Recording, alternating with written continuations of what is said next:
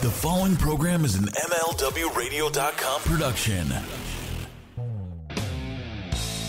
Don't you know that you can save thousands at SaveWithBruce.com? You don't need perfect credit or money out of your pocket either, pal. And thank God, I want to be in my own house, and SaveWithBruce.com can make it happen. Cheaper monthly payments, cash out, debt consolidation, and you can even skip your next 2 house payments.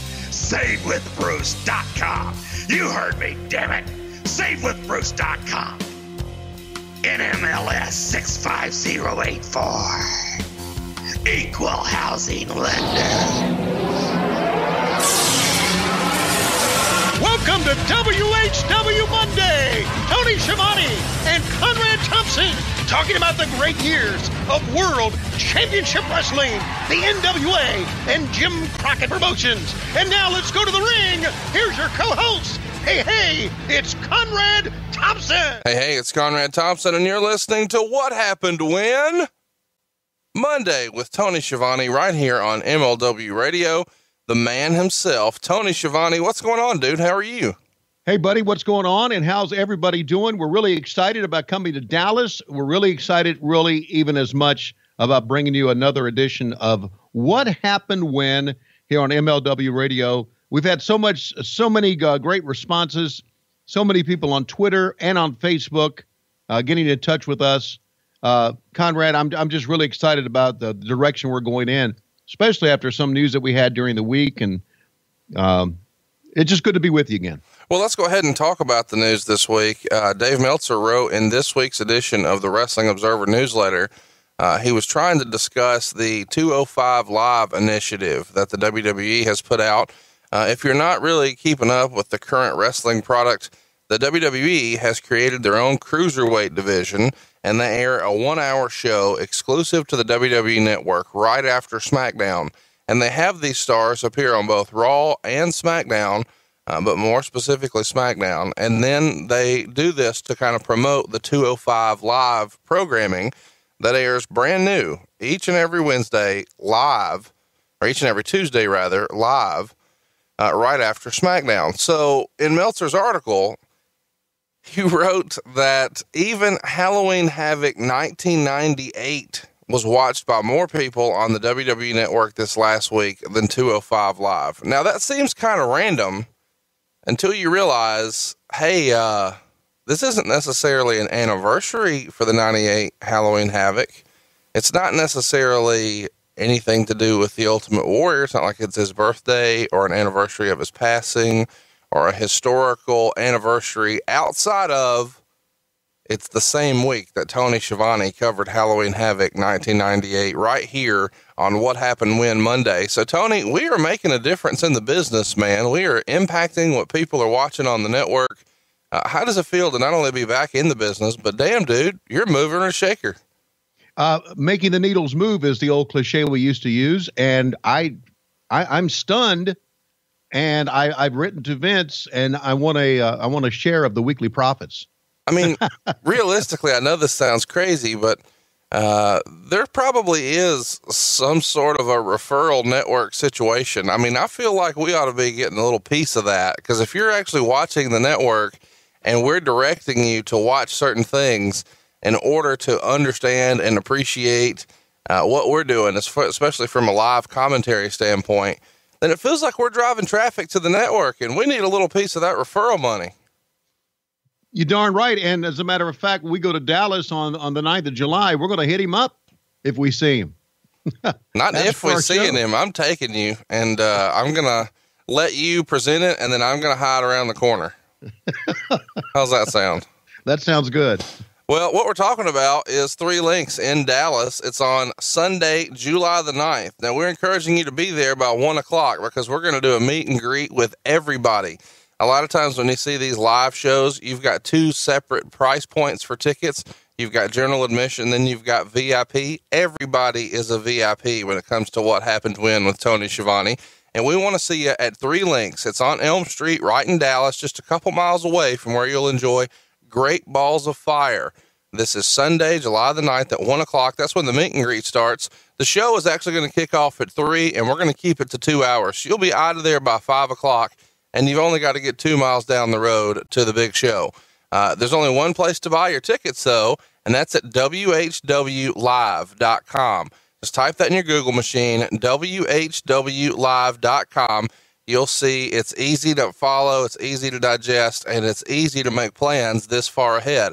Sunday, July the 9th, 1 o'clock, WHW Live. Tony, what might we talk about at this live event? What might we talk about at this live event? Well, it says all ages, and that kind of threw me off a little bit because I was really expecting lots of Deborah talk, a Medusa run in, maybe a little glass coffee table expose. I'm not exactly sure, though, if it's all ages. Like, what are we doing here? Yeah, I understand. We'll stay off the coffee table talk. I'll probably come up with another Klondike Bill story. We'll obviously, take questions and go back and forth, and you just never know what else we're going to talk about. I also do want to talk about my journey in wrestling, which is kind of an odd story. If you think about, I was just a low-life baseball announcer, which I guess I still am. I was going to say, it feels like you have sandwiched your career here. You went from low-life baseball announcer, and now we're back to low-life baseball announcer. Well, not anymore. I was in very small A ball back then. And now I'm in big time AAA baseball. So there you go. And I'll just talk about the journey because it's interesting. It really is. I mean, I really think that because I was such a big wrestling fan growing up in the Virginias and a big Mid-Atlantic fan, and I always wanted to be a wrestling announcer. I fell into it. I don't, not to blow my own horn, but I think it's an interesting story because I know there's a lot of people out there that said when they were growing up, I'd like to be a wrestling announcer. I've heard from a lot of people on Twitter. It says, I've done some wrestling announcing, and I'm into it. Thank you very much for inspiring my career. And sometimes you just got to be in the right place at the right time. And I was. So we'll talk about that. And of course, you and I have a lot of fun, and you never know what will come out of our mouths when we're live. You never know what will come out of our mouths when we're sitting here talking to each other either. Well, I think that's why everybody's tuning in, and we greatly appreciate you tuning in. If you haven't already, go check us out on Facebook. It's facebook.com/WHW Monday. That's facebook.com/WHW Monday. We asked you to do that a couple of weeks ago because we were doing a special promotion where you could win it before you could buy it with a brand new 4 Horsemen book. If you haven't already, mark your calendars. We are going to be covering the 4 Horsemen, and that's going to happen in June before you know it. So mark your calendars. We're going to make this happen for you. Finally, the 4 Horsemen episodes you always wanted. But in the meantime, you can keep up with all things going on here with the show over at facebook.com/WHW Monday. And we also encouraged you this last week to go ahead and retweet a tweet about the new book that we've got coming out. Thanks to Mid-Atlantic Gateway and Dick Bourne. Now, it's worth mentioning Mid-Atlantic Gateway, while it's not necessarily a site that you and I are involved in directly with, we think a lot of those guys, and it's a pretty damn awesome site if you enjoy the good old days of professional wrestling. Wouldn't you agree, Tony? Yeah, Dick Bourne and Mike Chappelle are good friends, and they are my age. We all kind of grew up in the same area together, loving the sport at the same time. So we have a lot in common. Got to meet those guys last year at the Fan Fest. Great guys, and I go to that site all the time to go back and relive some of the memories. The memories that to me are the reason I started loving wrestling, and started my connection with the Nature Boy Ric Flair that has now gone on into a great friendship that has lasted all until what's going on currently with me and him, which I'm not so sure what it is. Last time I called that son of a bitch, he picked up the phone. He said, "What do you want?" And I said, nothing. How you doing, you son of a bitch? And that was about the extent of our phone call. But so anyway, back to Mid-Atlantic Gateway. You relive the memories. Hypothetically, did you call after 6 p.m.? Hypothetically, did you call after 6 p.m.? Yes, I did. Roll Tide. Continue. Okay. So the Mid-Atlantic Gateway rekindles the memories of some of the great wrestling back when the territories were strong and wrestling meant something. You know, it's changed so much. And I think it's kind of odd we be talking about it, because you think about what Mid-Atlantic Championship Wrestling was back then, and now you think about what we're going to be talking about here with Mayhem 99. It's an entirely different monster, entirely different product. The wrestling has changed so greatly, and still has evolved now to what it is today. And sometimes I'm not so sure what it is today, but great memories, man. And you can relive those memories. We encouraged you to retweet our tweet, and by doing so, you were automatically entered in your chance to win a copy of this book before you can buy it. It is available for pre-order. I don't know that they're shipping just yet, but you can get it before anybody else does. All you've got to do is type it in your machine, whw.midatlanticgateway.com. That's whw.midatlanticgateway.com. That is exclusive for What Happened When listeners. Nobody else can even order this thing yet, but you could win one before it's available for sale. All you had to do was retweet that tweet about the Four Horsemen book. And we're proud to say that Stuart A. Miller, you, my friend, have won a copy of the Four Horsemen book. You retweeted this tweet, and we absolutely loved your bio. Fan of Georgia Tech sports, Braves baseball, live music, expensive bourbon, and a nice seersucker suit. But maybe the best part about it, the handle is Live at the Omni 85. That, my friend, is a Four Horsemen fan, and you've got a brand new copy of the Four Horsemen book. Just send us a DM, get us your shipping address, and we'll make sure we get that book out to you. Stay tuned to our Twitter and our Facebook. We're going to have more ways where you can win a book this coming week. We're giving away 4 special copies, and then we're going to give away 4 copies on our Four Horsemen episode. Mark your calendars, Monday, June 19th. So we're going to continue our WCW year-by-year pay-per-view look back. And then finally, the one you really wanted, the Four Horsemen episode right here on What Happened When, is on Monday, June 19th. And we're going to celebrate this book and give away some copies along the way. So we appreciate your support, and we've got something to look forward to. But I'm actually looking forward to talking about Mayhem 99, Tony. And I didn't realize this until I started it, but I don't think I ever saw this pay-per-view. And if I did, this is the first time since November of 1999 I saw this pay-per-view. Is this the first time you've seen it since you called it live? Yeah, first time I've seen it. And after we watched the week before and talked about Halloween Havoc 98, it is amazing the change of WCW from 98 to 99. It really is. Amazing. I'm glad you mentioned that, because this feels like another company completely. Yeah. Everything about it is different.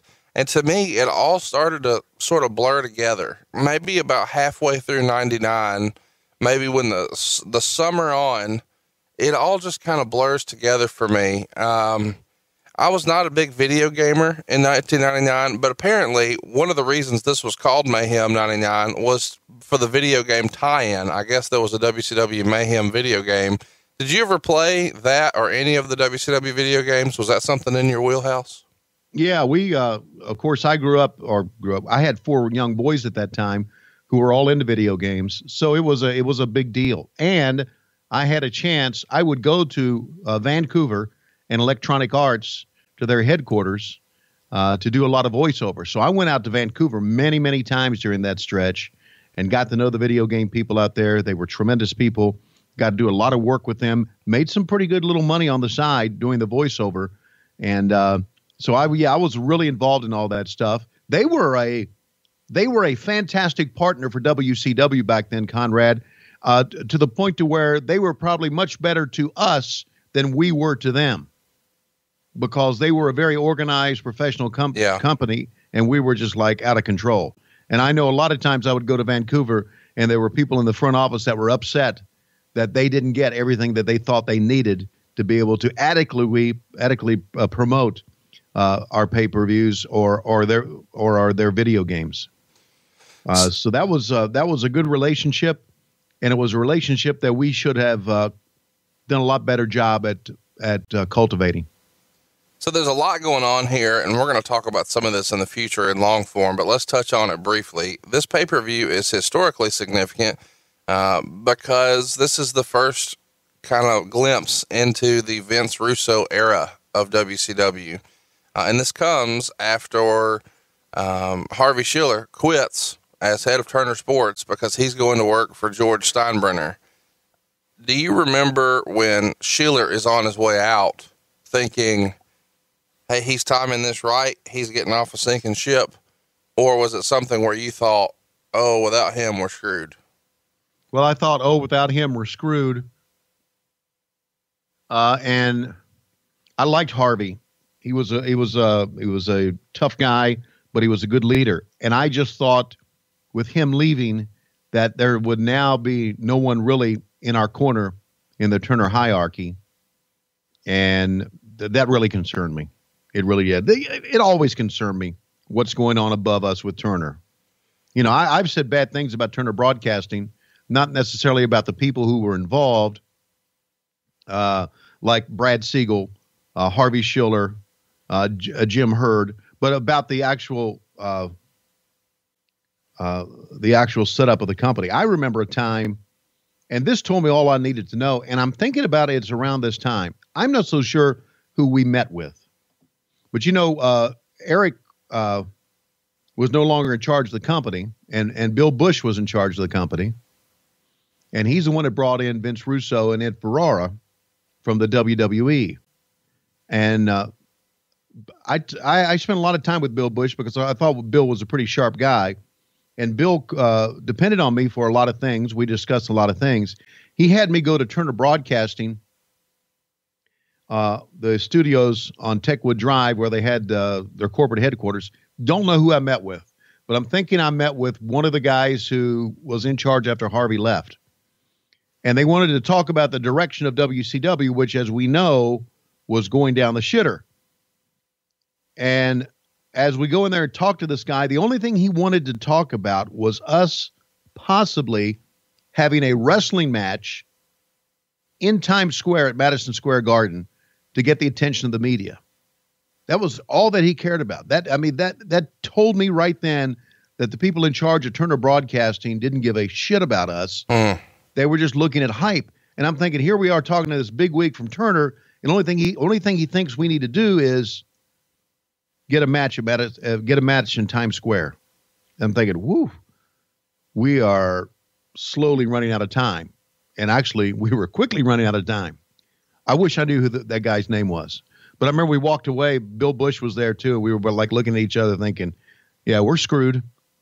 When Harvey left, I was really concerned about the direction of the company. And that little incident I just talked about was one of the reasons why. They were fucked up, man.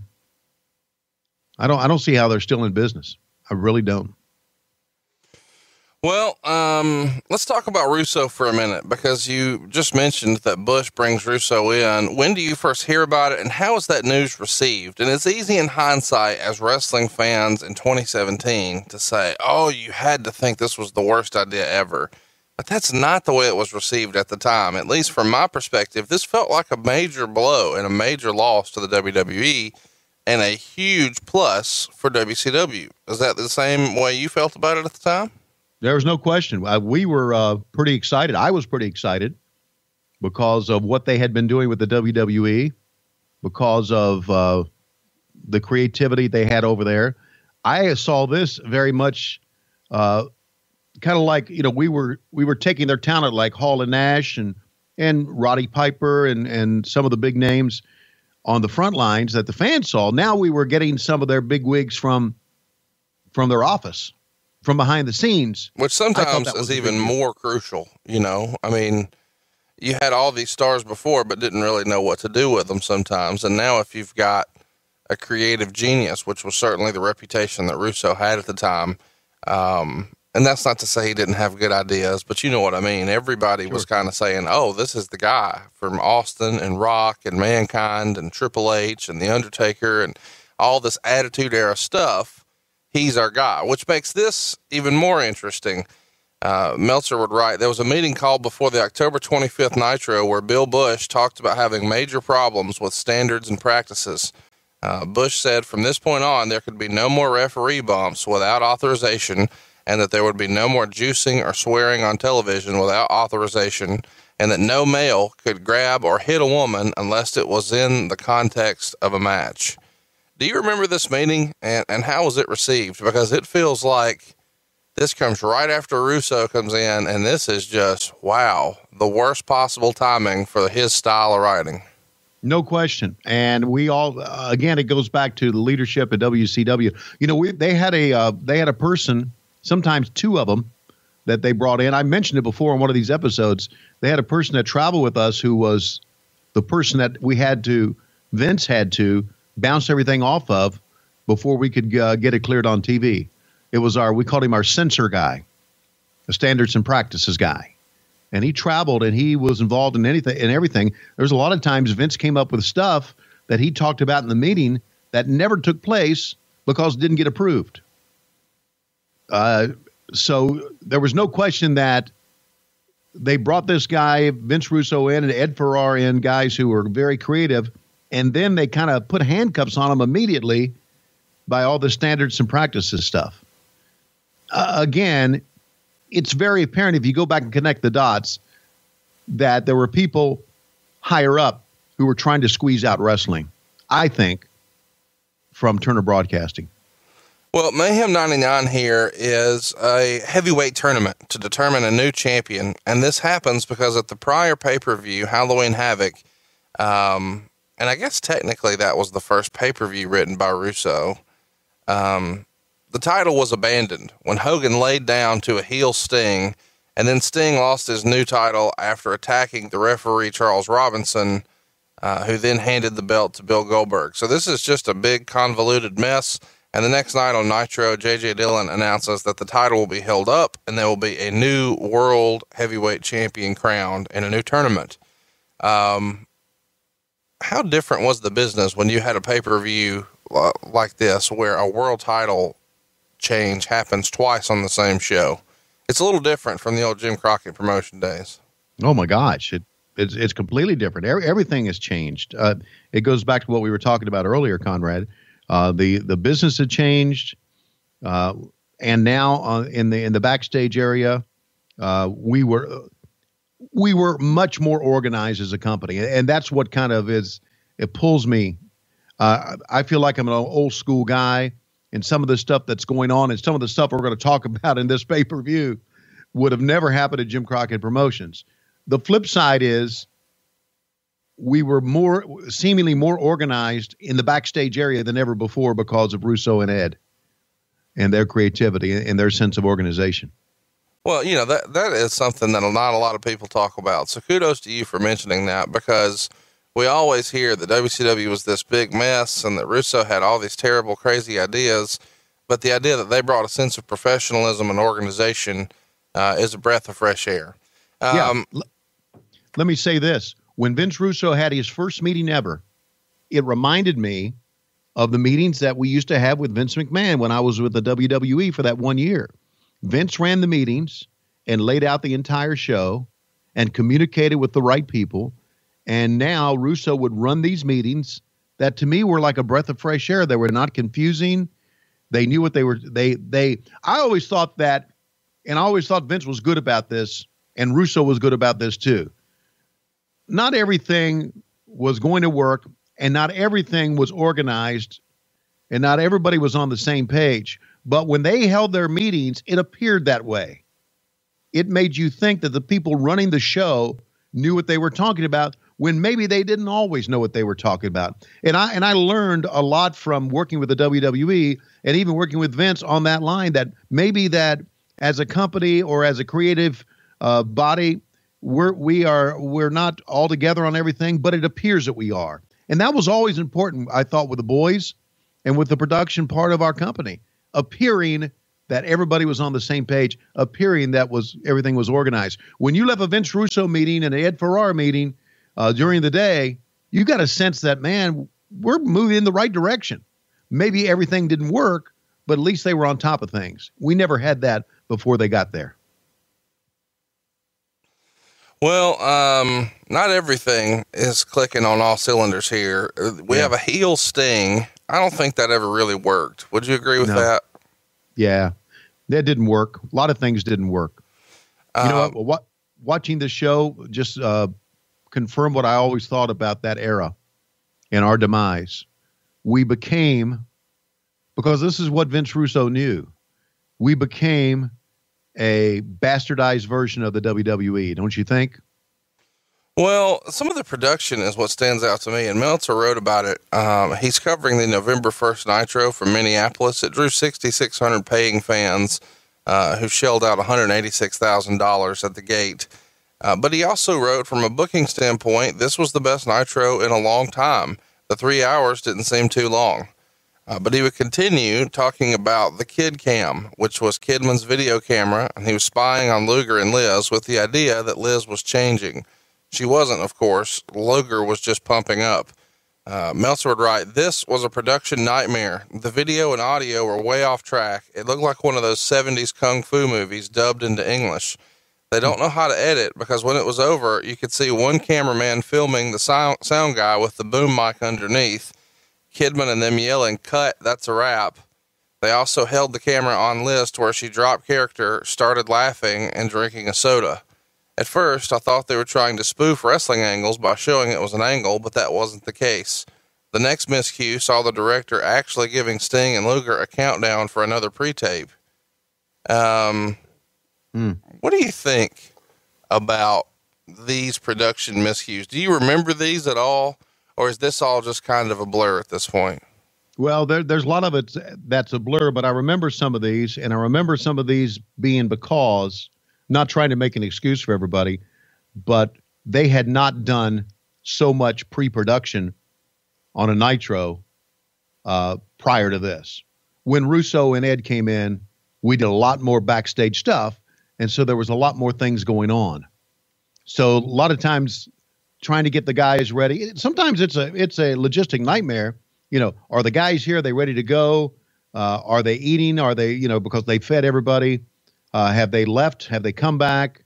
And the agents got to round these guys up. And now all of a sudden it's getting closer to airtime and close to airtime, and they're rushing to get things in. I don't think the production crew was ready for all that Russo and Ferrara had planned for our show. I'm not making an excuse for them, but that's the way it was. And sometimes things got rushed on the air, and there, as you were just talking about, you saw a result of that.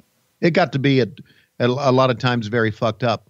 And because of it, I, as a person, tried to remove myself from it, because I didn't think it was good for me as a play-by-play guy, as an announcer, to get involved with all the backstage stuff going on, the craziness, in trying to do a broadcast that night.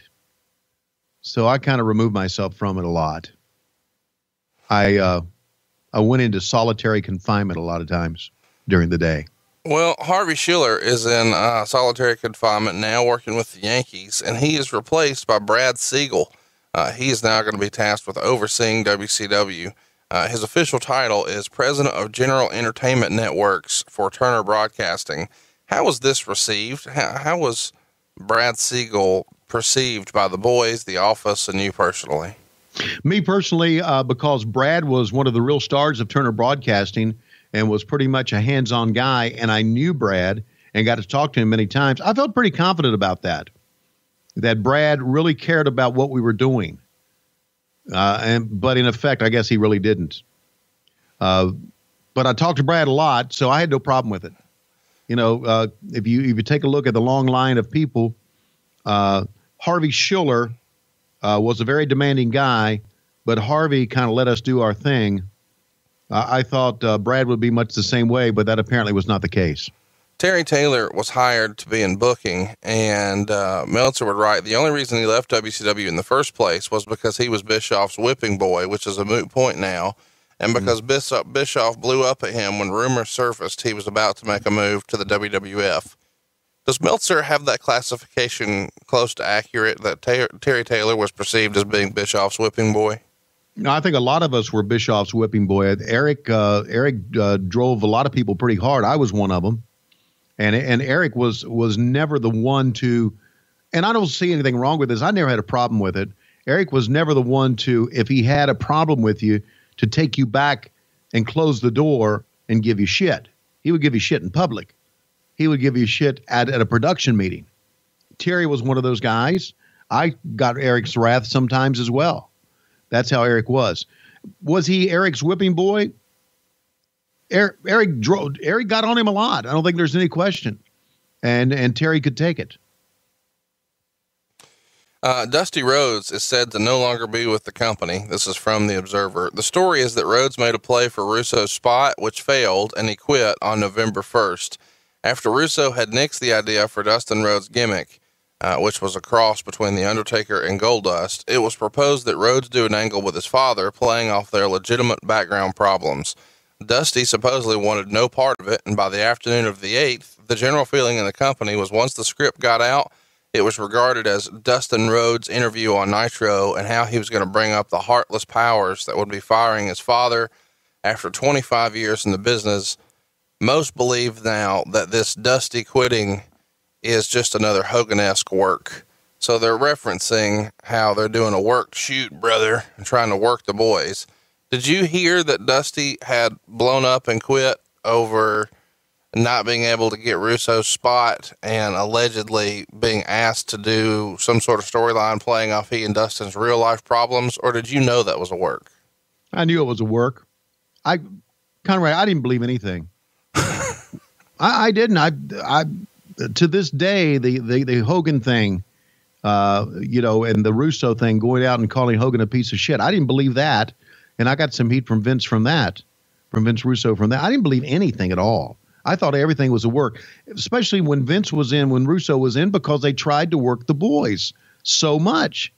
And I just was immune to that stuff. So anytime I heard anything like that, I went, yeah, bullshit. So I always called bullshit on. I called bullshit on this. That was the way they operated back then. Somehow the New York Post runs an article saying that the wrestling writers have increased Nitro's audience by nearly 25%. And they're giving this credit, of course, to Russo and Ed. Meltzer would write, that's a misleading stat if I've ever heard one. And he's referencing in this article, this interview, Russo is, that right now the masses don't want family entertainment. Guys love TNA.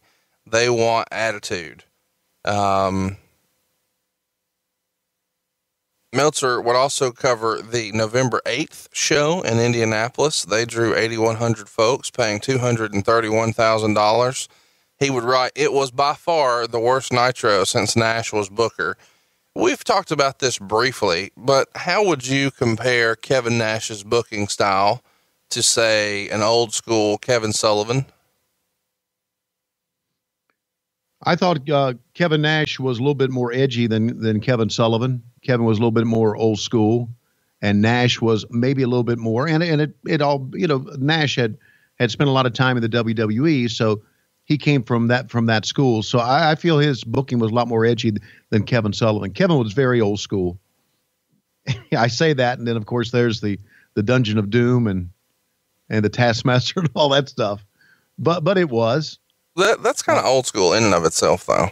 Well, yeah, of course it is. It's just over the top campy, but that's what Hogan needed at the time. That was very familiar territory for Hogan. Let's talk about this Sid interview that lots of people have played over the years and had fun with.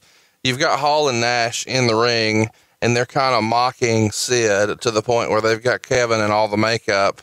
Sid comes out to do a promo and kind of bumbles the lines and says something like, I've got half the brain you do. And this thing gets played over and over and over. He was supposed to say something like, I have the brain of a psychopath, but instead he says, I have half the brain you do. And this leads Hall and Nash to just continue to just belly laugh over this. Doesn't this booking make this heel monster look like a buffoon, and not necessarily in a good way? Yeah, it does. And you're exactly right.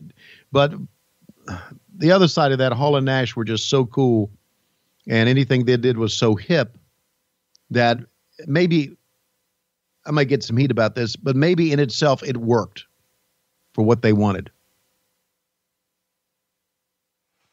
Well, let's talk about the Grand Wizard of Wrestling, because Nash decided on an episode of Nitro here to dress up like him. And Meltzer would write, he sounded nothing like him and acted gay, considering that Ernie Roth died before most of the 40-year-olds in this business even started, and that outside the Northeast, the Wizard never appeared anywhere. And that except for a few people who have worked within the last 15 years, nobody knew he was gay. What did you think of Kevin Nash and his depiction of the Grand Wizard of Wrestling? This seems like way out of place. What was the point? The point was to come up with something different. I appreciate Dave Meltzer knowing what gay sounds like. I'm not so sure I always do. And of course, Dave knows more about the Grand Wizard than all of us combined, apparently. To me, it was just another one of those Kevin Nash things where he was trying to be entertaining, irreverent. And let me say, Meltzer's right about this. It went over everybody's head that didn't know the Grand Wizard. But for the guys like us who, knew about old school and old time wrestling, we kind of got it that he was trying to be the Grand Wizard. What did you think about the time that Dustin Rhodes came out, and he came out in a gimmick? They described this as kind of a cross between Goldust and Undertaker. Meltzer would write, he arrived on a zip line and then said it was a stupid gimmick the creative team had came up with, that he's his own man. And he talked about how the Goldust character had almost ruined his career. What did you think of this? It feels, I can't imagine this happening 10 years prior to this. Can you? No. Again, it's one of those things to where they're trying to blur the line between wrestling and what is real, and making the fans feel that, we're kind of getting a backstage look and a glimpse look into what goes on behind the stage, and trying to get a look at to what these guys really feel, what these guys are really thinking, that these guys are doing things on their own now away from the script. That was part of the plan back then. It was odd. It really was. Meltzer wrote that he thought a lot of the signs from the November 8th Nitro were planted. He says that it was similar handwriting throughout. I hadn't heard of this, but do you remember there ever being a time where you guys were planting signs in the audience? If they did, they never told me about it. There was an effort to get rid of a lot of signs because of some of the signs were very, were very profane. Sure. I heard it was the other way. Meltzer also wrote something I'd never heard around this time. The idea of a one hour of the Saturday night show being a comedy hour starring Hall, Nash, and Mark Madden is looking stronger as there are meetings scheduled to flush out the concept. Do you remember kicking around the idea that WCW Saturday night, at least 1 hour of it, could just be comedy with Hall, Nash, and Madden?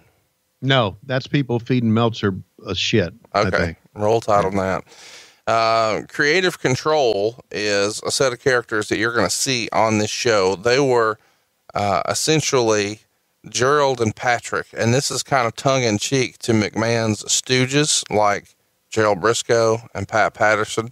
Yeah. When you see the guys kind of rank this kind of off camera situation, creative control, standards and practices, all that type of stuff, an on-camera thing, I think that's kind of smart. But what did you think about the idea to name the characters Gerald and Patrick? To me, it was just in line with naming our naming of Vincent. I knew you were going to say that. That makes me happy. Isn't it? It's one of those ribs towards Vince. And, there's a lot of people who feel, and there's sometimes I thought this, leave that shit alone. Go your own direction. But, Patrick and Gerald, which is another play on words, so to speak. Let's briefly touch on this. I know you weren't there, but it was a big deal in the business. On November 6th at a Kid Rock concert in Tampa, Randy Savage and Road Warrior Hawk got into a physical incident. Do you remember hearing about this? No, not at all. You didn't hear about this? I did not. Okay. Well, there's no sense in discussing it, but essentially, these guys punched each other and were not pleased with each other, and it all happened at a Kid Rock concert. But really, if you weren't there, no sense in digging in. Yeah. I tell you, I loved Savage, but Road Warrior Hawk was a legit badass, man. No I would have doubt not about screwed it. around with him. I can't imagine anybody wanting to screw around with either one. Okay. Let's talk about the pay-per-view. That's what we're here for. WCW Mayhem. The readers of the Observer gave it 21% thumbs up, 66.9% thumbs down, and 12.1% thumbs in the middle. Meltzer said it could best be described as a weird show. Would you say thumbs up, thumbs down? And how would you agree with Meltzer's classification that this is a weird show? I agree with that classification. I give it thumbs down. There were some good things about it, like the first match. But there were some very, very bad things about it too. Like the Vampiro Berlyn match, which was just absolutely, if you can say, go to a match, Tony, and define clusterfuck, that was it in WCW. And the angle with Tony Marinara, it was just, it was all shitty. I mean, it was all shitty. Not only that, you'll notice in this pay-per-view how Gene Okerlund and Mike Tenay, doing the interviews in the backstage area, never looked at the camera. Remember the old school thing? You used to look at the camera. Yeah. Thank you very much. And we're here talking to Hulk Hogan or whatever. They never looked at the camera. We were told that in reality, and I don't think Vince said this. This may have been, and maybe Vince was behind this. This may have been a production or a Craig Leathers thing, that in reality, if we were going backstage, it all should be off the cuff and we shouldn't be looking at the camera. We're trying to present, I don't know, a movie. Yeah. And in a movie, actors don't look at the camera. So they never looked at the camera. And having Gene Okerlund not look at the camera, that was weird, man. That was really weird. That was just one of the weird things about the show. Well, the WWE has often said that the Canadian crowds are like bizarro because it's like the direct opposite of what you see south of the border here in the United States. Would you classify the fans here as being kind of on their own compared to the United States crowds? No question. We had that same thing in Vancouver. It was, I mean, they chanted Goldberg sucks, Goldberg sucks. Where else did you ever hear that? Yeah. Well, everywhere, during that time. Everywhere. Did? I'm just being a smart ass. Yeah, really? Meltzer wrote, as a live event, the show drew 13,839 fans, roughly 2,200 shy of capacity, with 12,000 of them paying $461,000, which is $313,000 in American money. The first time WCW went into Toronto, the building sold out in 15 minutes. And the second show, a pay-per-view where the general buzz was that Hart would end up with the title, failed to sell out at all. Would you consider this a success? It feels like, at a time when the business is very hot and you've got a Canadian superhero going to win the world title, and last time it sold out in 15 minutes, this feels like a bit of a miss, does it not? I don't know. That's a pretty good gate. No, for sure. Yeah. I mean, we always look at, it sells out immediately and you can't find a ticket. I'm not so sure it was a miss. There was talking about those Canadian slapdicks on camera. There was one person who held up a sign, and you saw it early. I think we got rid of it, and the sign said, "Who would pay for this?" Did you remember seeing that? How great is that? That is great. And I remember seeing that sign, thinking, "You would, dumbass," because there you are paying for it.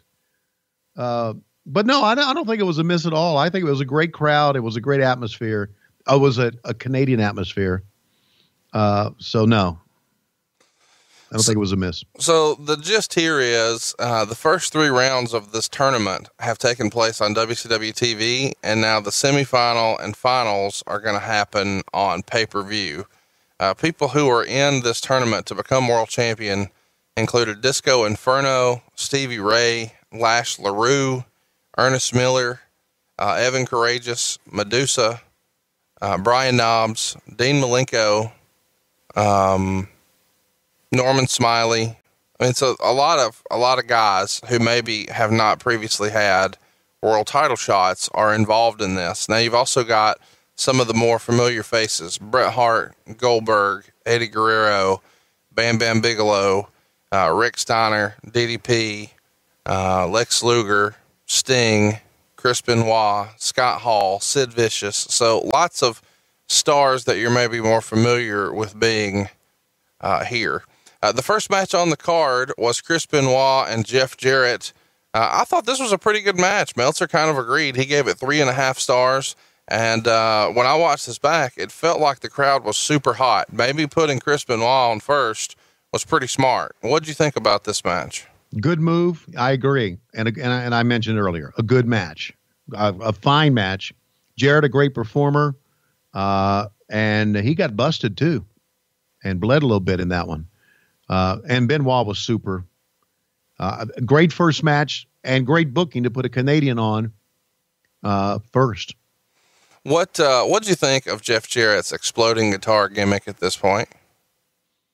It was okay. It didn't bother me. It was a gimmick. It was overused, but what the hell, right? The angle here is that creative control at the behest of the powers that be had a favorite son in Jeff Jarrett. Considering the real life relationship with Vince and Jarrett. Oh, this was art imitating life, right? Yes, it was. It was art imitating life, which they try to do a lot.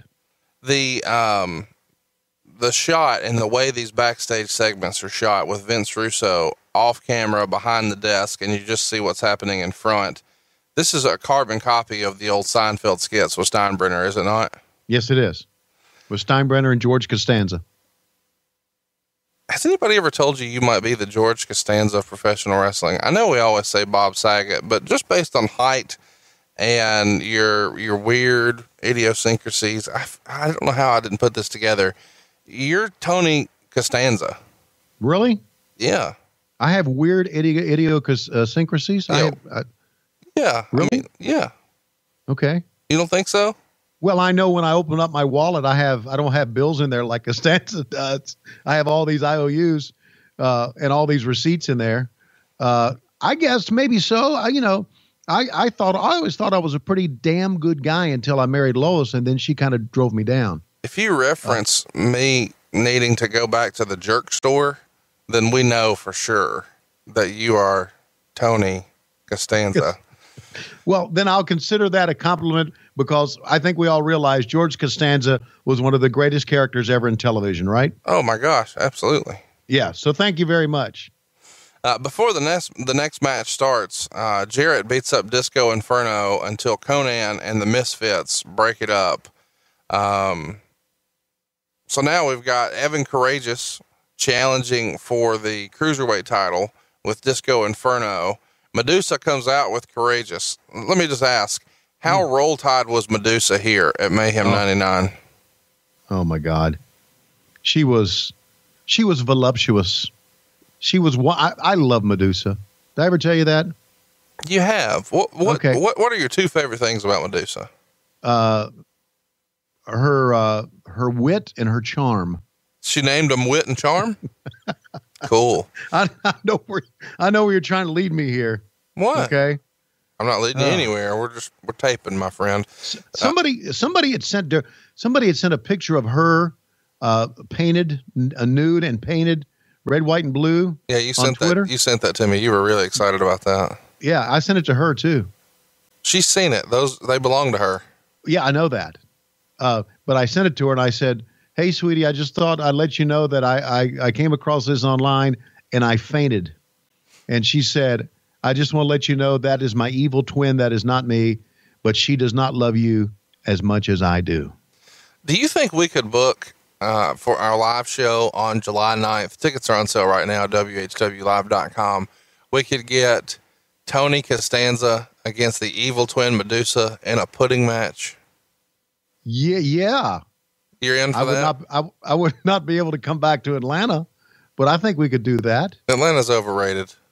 Well, yeah, I know it is. In the age of everybody having their own cell phones and little video cameras and everything, that would end up on the internet, and I would be completely, although I would be in heaven, I would be completely dead to my home here. You might die of a heart attack anyway. I might die that. You know, I do need to say this. I have my dog, Bug, who I love dearly.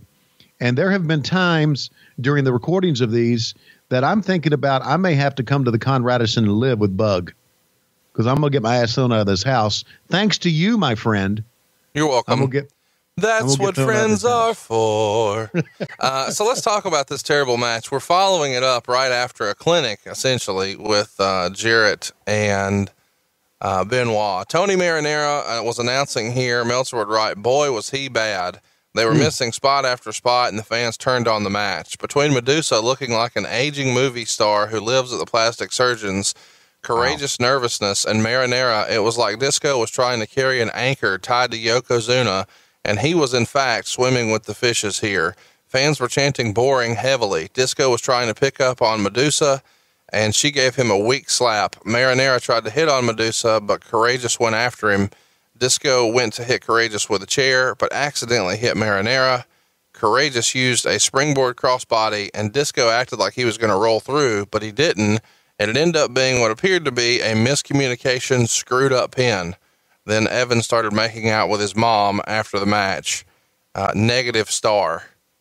What'd you think of Meltzer's analysis of the match? And I want to hear any good stories you may have about Evan Courageous. I think it was -2 stars. I think what he said about Medusa was unkind. He didn't need to say that. I thought she looked great. Did I ever tell you I love Medusa? We've mentioned that before. Yeah, okay. So that's unkind. But yeah, Tony Marinara was terrible on mic. And I never liked Evan Courageous at all.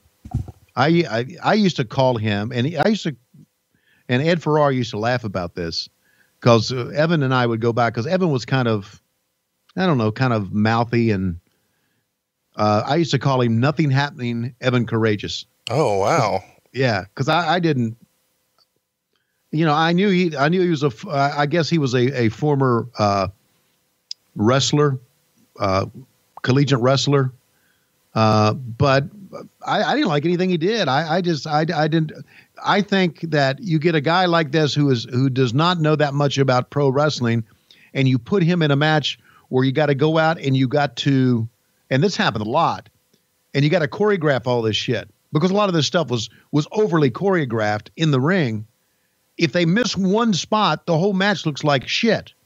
So the match looked like shit. What was going on the outside looked like shit. The whole thing was shit. We need a shirt that says the whole thing was shit. I don't know why. The whole thing was shit. What was not is the next match to me. And somebody tweeted me and said, this is the worst match in WCW history. I totally disagree. It's Norman Smiley beating Brian Knobbs to win the vacant hardcore title. Smiley came out dressed up as a goalkeeper for the Toronto Maple Leafs, just to make sure everybody in the crowd knew he was a face. He's doing his screaming, crying routine after Knobbs removes his mask and begins pounding on him with a garbage can. Smiley then comes back with garbage can shots of his own, and the fans booed some of these terrible garbage can shots that Smiley was trying to deliver. But then he hit him hard enough with the second shot that the fans were back into it. Meltzer would write, Knobbs nearly killed him with the return garbage can shot. They went backstage with more broom and garbage can stuff. It was the basic hardcore match backstage. And then they wound up brawling in an elevator and the door closed. For some reason, I thought that was hilarious. That's Meltzer saying it and me co-signing it, because when the door closed on the elevator, it was the highlight of the show up until this point to me. Jimmy Hart pushed the elevator button and the door opened. He goes to hit Smiley with a garbage can, but he hits Knobbs instead, and Smiley pins him. After the match, Knobbs attacked both Smiley and Hart, and Smiley threw the most lethal looking loaves of hamburger buns ever made in the city of Toronto. 2 stars. This is very wrestle crap, but it's fun for what it was. I dug it. I thought the elevator booking here was genius. What'd you think, Tony? I thought it was genius too. I thought when it happened, when the elevator door closed, I remember thinking, shit, they're going to go up to another level and we're going to be fucked here, because we're not going to be able to get a finish in. But it opened up and they were able to do the finish right there at the elevator. So I thought the elevator opening back up and the finish was very good. Here's one thing I want to bring up about that match as it relates to WCW going belly up. The fight went in the backstage area, and you saw all those hamburger buns or hot dog buns get destroyed You know, they're not that was, if that was a gimmick, in other words, if we strategically put those buns there, we had to pay for them. And if you'll recall, on the angles for David Flair leading up, he took a crowbar to a car. We did a lot of crazy shit that cost us a lot of money. Yeah. That wasn't budgeted for. So I just wonder, and again, this is me looking at it as a person who's maybe, I'm not paying the bills, but a person who would have been paying the bills. How much money did we have to pay the Air Canada Center for destroying some of that shit in the back? That's a great call. We actually had Vince Russo on Woo Nation with Ric Flair a few years ago, and he talked about some of the limitations that he was up against in TNA because they didn't have the budget for the stuff that he could do in WCW and the WWF. And he gave the example of getting a tank in the WWF. And I just remember thinking to myself, hey, I don't remember seeing a tank ever on Jim Crockett Promotions. So I don't think that was necessary to draw ratings and houses and interest to your product. And you could see here, you're exactly right. There was lots of what I would call frivolous spending that I think really only happens when the person making the decision isn't directly affected financially. You know, if Vince is destroying a Corvette, that's out of Vince's end. Vince being McMahon. But if Russo's doing it, you know, well, there's just a bill that somebody else pays. And that's not a slight against Russo. It is just relevant to the story of why it happens in some places and not so much in others. Wouldn't you agree, Tony? Oh, yeah. There was a time, I don't know what show it was, they destroyed a limousine. Completely destroyed it. You had to buy that limousine. Yeah. And there was a lot, and you know who was responsible to get all this shit? David Crockett was. It probably is worth to talk to David Crockett sometime about this. And sometimes he didn't know about destroying a limousine or destroying a car or doing things like that in the backstage area until the day of. And so they were scrambling to get things together. And that's one of the things that led to our downfall. We were just spending money right out the ass. And it's worth mentioning the WWF did a lot of that same stuff too. I know there's somebody out there going to tweet us and say, well, WWF did this. Yes, they had the money to do so. Yes. The difference being WCW is losing cash here. The WWF was still way, way, way profitable. So if you're very profitable, you can afford to do these things. If you're running at a loss, you can't afford to do these things. It's just simple economics of the deal. How much did you love, and maybe I'm in the minority here, Tony, I loved Norman Smiley. I thought his Screamin Norman gimmick was hilarious. I loved the extreme wiggle. I thought all of that was good, funny stuff. And I think Brian Knobbs is one of the more underrated guys in the business. What did you think of those two as individual performers? Brian Knobbs, absolutely one of the most underrated guys in the business, and really one of the funniest guys away from the camera ever. He can be overbearing. And Norman was a pro. Norman would do anything you ask of him. So I like Norman a lot too. Liked them both. This is one of the few times we saw Jimmy Hart take bumps at this advanced stage of his career. Was Jimmy doing stuff that wasn't just in front of the camera at this point? Was he still working in the music and all that, or some of that kind of went by the wayside?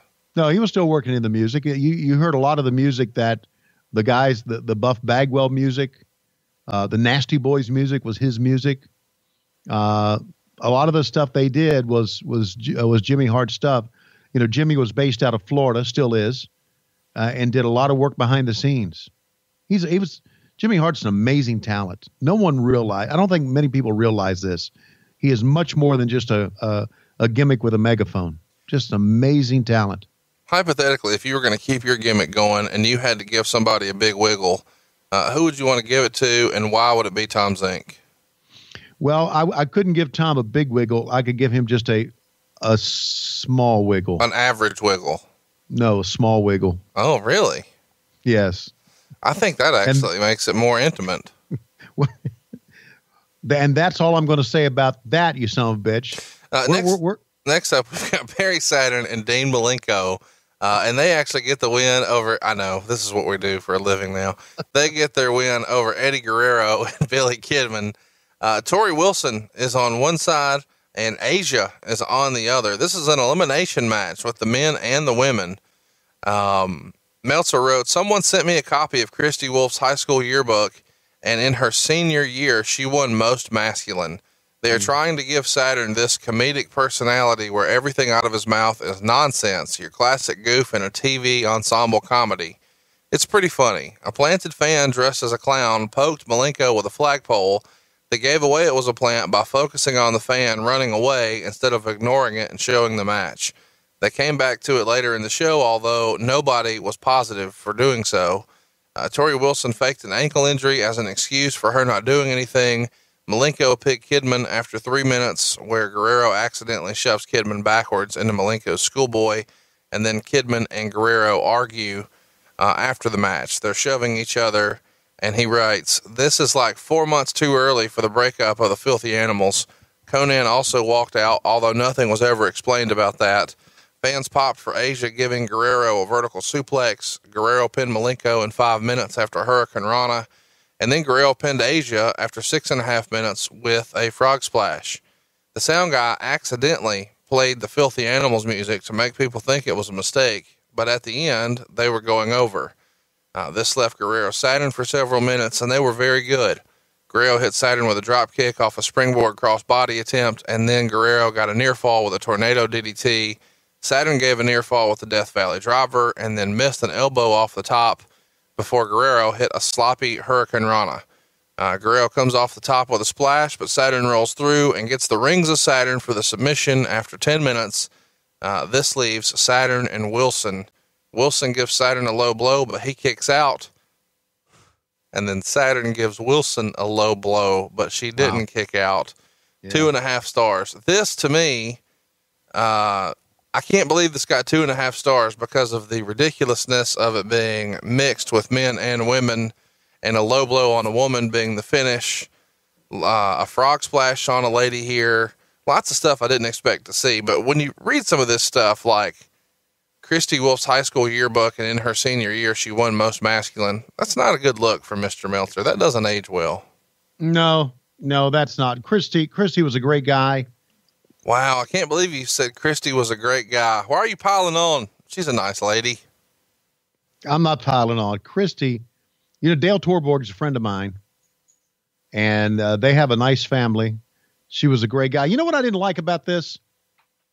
And again, it goes back to me saying that we were trying to become like a carbon copy and a bastardized version of the WWE. She's a knockoff of China. Yeah, with the name. Asia, come on. Asia, China, come on. It's just, to me, that just smacked of us trying to be WWF-ish. Well, so were Gerald and Patrick. Yes, of course, it all kind of was together. She was pretty tough. I mean, she legit was pretty tough, but a very nice lady, and that was a very bad thing for Meltzer to say, but it's easy for him to say shit like that because he was back then behind a typewriter and a word processor and didn't have to face the boys. Let's do word association just real quick. Okay. Word association with all the characters here involved in the match. Perry Saturn. Great performer. Dean Malenko. Funny guy. Asia. A nice lady. Eddie Guerrero. One of the great performers of all time. Billy Kidman. Billy was pretty good. Tori Wilson. I was looking for Roll Tide, but we will also accept. Remember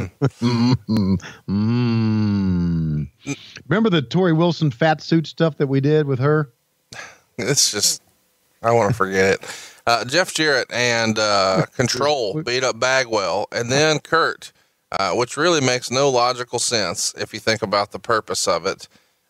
Were you ever, as an announcer, confused or behind as these characters start to turn and flip-flop back and forth between babyface and heel and some of their actions that are kind of hard to follow? Yeah, because in the stuff that we had to get together a lot, we had to get together, in other words, trying to load all that shit into an afternoon.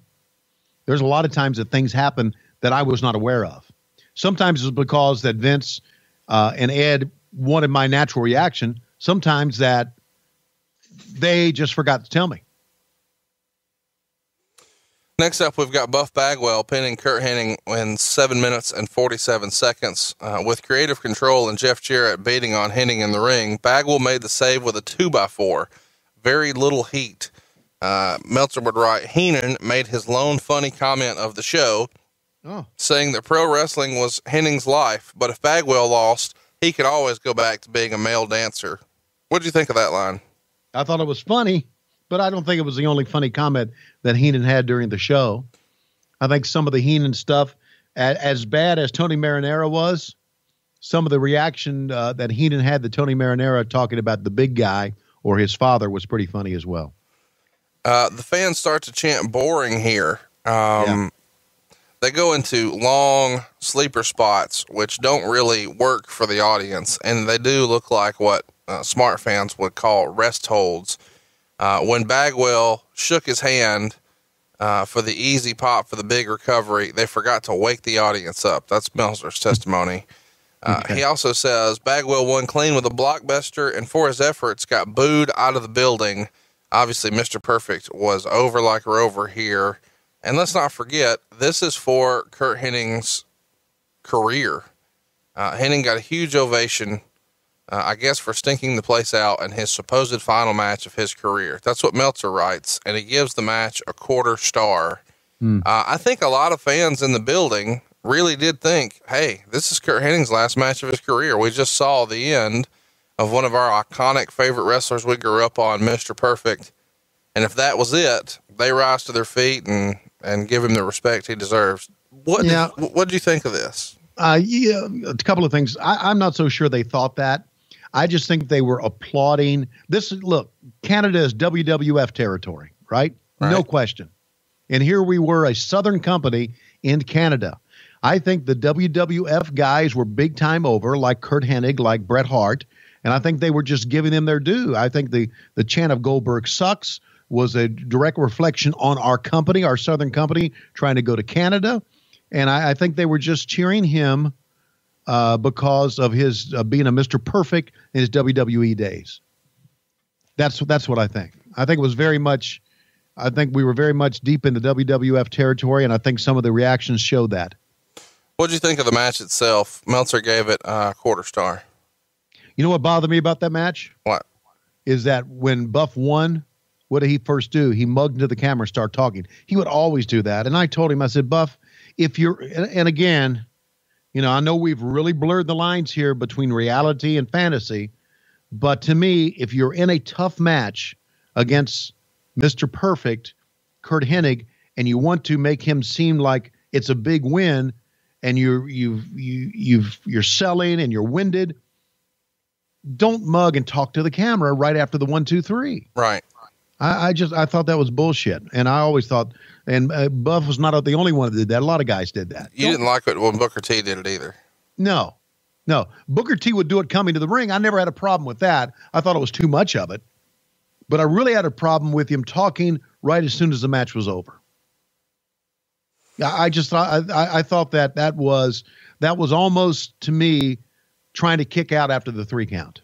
Now, let's pretend that their careers started and ended in WCW. Who had a better career in WCW, Buff Bagwell or Curt Hennig? Well, that's a good question. I guess Buff Bagwell did. I think he's got to be the answer there, and I know that's not going to be the most popular answer. When you include Mr. Perfect, certainly you probably get a different answer, but I thought Buff was a much bigger contributor to WCW here, and it's kind of, I don't know. I think he gets a bad rap. I think he contributed a lot of stuff to WCW. Let's move on to the next match. We've got 2 guys in a match here that we covered last week on Halloween Havoc 98. They're back at it again. Bret Hart and Sting. It's the Sharpshooter versus the Scorpion Deathlock. This is one of the tournament semifinals. They go 9.5 minutes. Meltzer would write, Sting wore a t-shirt to hide his physique, and for the first time probably in his career, his arm looks more flabby than muscular. That's not a steroid reference, as you don't need steroids to maintain some muscle tone even at 40. Not much to the match. Hart came off the top rope with a double sledge, but Sting put Mickey J in the way. Luger and Liz ran in, and Luger hit Sting in the knee with a baseball bat. Hart saved Sting by giving Luger a low blow. Hart then puts Luger in the sharpshooter, and Luger is tapping all over the place. Jay raised Hart's hand, but refused the win because he says he didn't want to win that way. They restarted the match. Sting got the Scorpion in the middle, but Hart reversed it into his own sharpshooter, and this time Sting tapped out. Heenan claimed this was the greatest match of Hart's career. They really don't get why Jim Ross is considered the best announcer in the business, because he'd never say anything quite that stupid. Both guys hugged after the match, 2 stars. What'd you think of the match, and what do you think of Meltzer's description of the match? The match was okay. You know, we're going for the Canadian pop there, obviously. Sting did the job, and the match was okay. And, you know, if you think about the last time you and I talked about Sting and Bret Hart, it's a much different scenario there. You know, I listened to the commentary, and I know I overhype shit, way overhyped shit, but I didn't say this is the greatest night in the history of our sport hardly at all during that match, did I? Or during that night? Man, even when I watched it this week, I had to mute it. I could not listen to your commentary. I mean, it's clear that you suck and you've given up, and you told us last week it was over. So I tried to watch with the sound down this week. Really? No, I'm just being a smart ass. Yeah. Well, you know what? Go fuck yourself. How does that sound? You just said last week you thought it was terrible, and this is like when you started to phone it in. It was terrible. The commentary was terrible. And yeah, we did overhype shit. And I remember that line that he said it was maybe the greatest match of Bret Hart's career. But we were trying to dig out of a hole here. What did you think of Sting wrestling in a t-shirt? It didn't bother me. It didn't bother me at all. Maybe he is hiding his physique, but, you know, it didn't bother me. You thought the match was... You know why Meltzer kind of ripped on Sting's physique right there? Why? Because Sting is probably not one of the guys that called him on a regular basis. Oh, for sure he didn't. Sting didn't care. Sting didn't care. Right. Bret Hart cared a lot. How would you classify, you worked with both guys, what would you say were the differences? What did they have in common? What did they have alike, Bret Hart and Sting? Two guys who a lot of wrestling fans would compare because of their finishing moves, because of their position on the cards. And both kind of perennial baby faces. How would you compare Sting and Bret Hart behind the scenes? I was a lot closer to Sting because, you know, I was there at the beginning. So Sting and I talked a lot about other things, family, kids, what's going on in the world. And Sting was just a regular guy behind the scenes. He really was. I remember we were on the Bruise Cruise in 1990 or 1991, early on, when I came back WCW.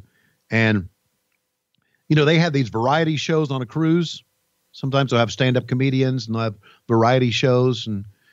And Lois and I were there with Sting, and I think his wife was there. Yeah, his wife was there. We had families there. And they had these clowns come out and do these acts where they would duck blows and, you know, swing and miss, Three Stooges type stuff. And Sting looked at me deadpan. He said, "Those son of a bitches are doing my spots," which made me laugh. Bret Hart, on the other hand, didn't get to know Bret at all. Going to be honest with you, I don't think Bret and I said 2 words to each other. We always said hello. We always smiled, would shake hands, but never had a conversation. He was much more reserved and much more within himself than Sting was. Don't think Bret was a bad guy. He just wasn't a personable guy to me like Sting was. And again, it comes from the fact that Sting and I, you know, had been around together for a long time. I knew Bret a very short period of time in the WWE, but yeah, he was kind of quiet. Meltzer writes that next up, Benoit does a really cool old style sports interview trying to get the main event over as something that meant something. It would have worked had they booked the match in a way where it just blended into the show. Luger then came out wearing a cervical collar because, you know, The sharpshooter does tremendous damage to the throat. That's all directly from the Wrestling Observer newsletter. Match number 7 on the card. Vampiro beat Berlyn in just under 5 minutes in what was billed as a chain match. Meltzer writes, it turned out to be the rules of a dog collar match and actually was just an enormous clusterfuck as a backdrop for the Ed Ferrara and Steve Williams angle to mock Jim Ross. The first time it was hilarious as the Ross imitation, but ruined by the bad taste of making fun of someone's Bell's palsy. It's actually the worst of taste because Ross contracted Bell's palsy right after getting the news that his mother died, and to make fun of that is pretty sick, even in a mean-spirited wrestling war. This was your one-note joke being stretched far too far with nothing left. It appears the writers get off on this since Ferrara's TV character was given a name, Oklahoma. Vampiro came out with Jerry Only of the rock band The Misfits. No heat at all. It was less a dog collar match than a mishmash. Eventually the Wall killed Only and then chokeslammed Vampiro. When the Wall went for the pin in the match he wasn't in, Berlyn broke it up. Apparently Vampiro injured or perhaps even broke 2 ribs on that one because he was clumsily dropped. He worked Nitro but was supposed to get x-rays later in the week. Wall got mad, took the dog collar off and gave it to Berlyn and then walked off. Tony Schiavone, paying so much attention to the match, then noted how Berlyn had walked off. By this point, fans were chanting boring. Vampiro ended up winning a submission with a camel clutch using the chain. And after the match, Williams hit the ring and killed Vampiro with an overhead suplex, killed Only, who was already dead once from the Wall, with an Oklahoma Stampede, and then finally gave Vampiro the Doctor Bomb. -1 star. So we'll come back to the silly character. What did you think of the actual match itself with Vampiro and Berlyn? -10 stars. I like how Meltzer makes it a point to highlight my mistakes. Really made it a point to do that. I wonder why he did that. Well, he did. I wonder why he would make it a point to highlight my mistake. Because you didn't call and give him the scoop. Exactly. What did you think of Oklahoma? It was absolutely terrible. As far as the Oklahoma character is concerned, I thought the funny, entertaining part of it was him screaming Vampiro's name. Sure. And now, for those of you who haven't seen this, and we do encourage you to watch these shows, apparently we're more over than 205 Live. So get the network and go watch Mayhem 99. And that's not rumor and innuendo. That's straight from the horse's mouth. The horse being Dave Meltzer, of course. Anyway, on this show, people always talk about them mocking the Bell's palsy. And had he not contorted his face to mock the Bell's palsy, and he instead just wore the hat and carried barbecue sauce and carried Dr. Death around and just yelled the same thing over and over and over and over, it would have been hilarious. But by adding that one thing of, trying to make his face contort a little bit, it goes way off into the bad taste territory. Wouldn't you agree, Tony? Yeah, and it was a very awkward thing for me and Heenan to do, to be there and try to put that over. Would you classify yourself and Heenan as being friends with Jim Ross? Oh, yeah. No question. We both work with him. And, go back to the before 1999 and see how much Jim Ross and I did together. Jim Ross and I were roommates. We traveled together. So yeah, we were good friends. But again, as a good soldier, you did what you were told. So did you have a conversation with Ross before this happens? Did you give him a heads up? Did not. Are you kind of I didn't really know. shithead for not doing that? Listen, I didn't really know what they were going to do. So you knew there was going to be a spoof, but you didn't know they were going to take it this far. Right. Listen, I think this may be an extension of, you have to talk to Ed about it. You have to get the word from Vince for sure. But I think Vince, Russo, and Ed and JR had a lot of heat with each other. And I think this was an extension of that. Even if it is, like, as I just ran through, him playing the stocky black shirt, black hat, barbecue shilling, Dr. Death in tow, Vampiro. That's hilarious. I think everybody could get behind that. Okay, it's just, we're having fun. But when you mock someone's physical situation, a medical condition. It's just, this is awful. This is the worst of WCW to me. It's one of the worst. There's no question. And I hate to say that because I love Ed Ferrara. You know Ed. Yeah, he seems like a nice enough guy. One of the great guys and one of the most talented writers out there. You know, he and Vince had their problems, Vince Russo, and Ed left, and I thought it hurt us. But yeah, I agree with that. I know they both regret it now, but it just seems mean-spirited for the sake of being mean-spirited. Let's talk about Alex Wright. He's of course one of your favorite wrestlers.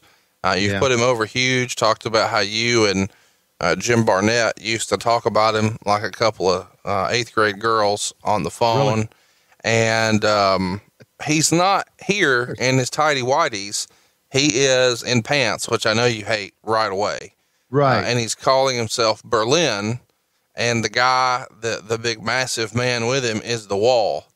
Yeah. So Berlyn and the Wall, are these Terry Taylor ideas? Probably so. Let's throw that shit on Terry Taylor. The only good thing about Berlyn and the Wall was the entrance music from Excalibur movie in 1981. That's the only good thing about it. Once he came out, it was a popcorn fart after that. It was bullshit. You know, I missed the Alex Wright that had the key lime pants on and, you know, had the, you missed Das Wunderkind. Yes. Das Wunderkind. Yeah. I thought it was a pretty good gimmick because, you know, Alex Wright I'm not going to say it.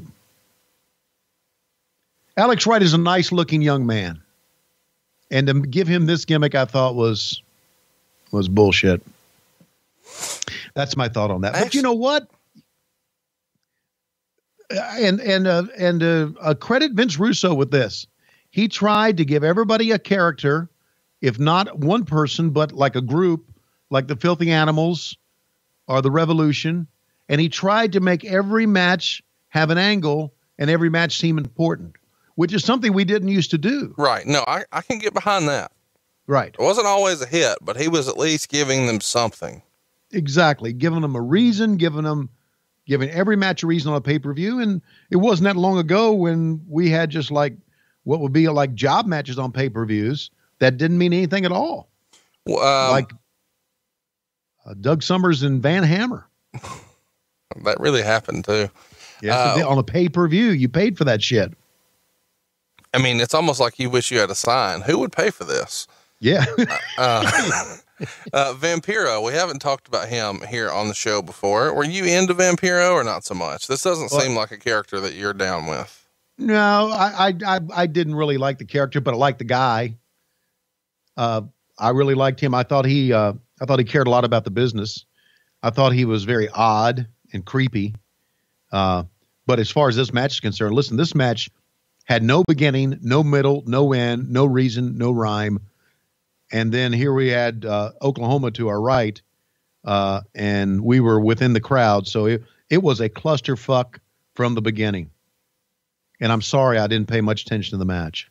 I apologize to Dave Meltzer. No, you're not sorry. Yes, I am. Do you have his number? I'll call him and tell him I'm sorry. I do have his number, but okay, I don't think he's accepting my calls anymore.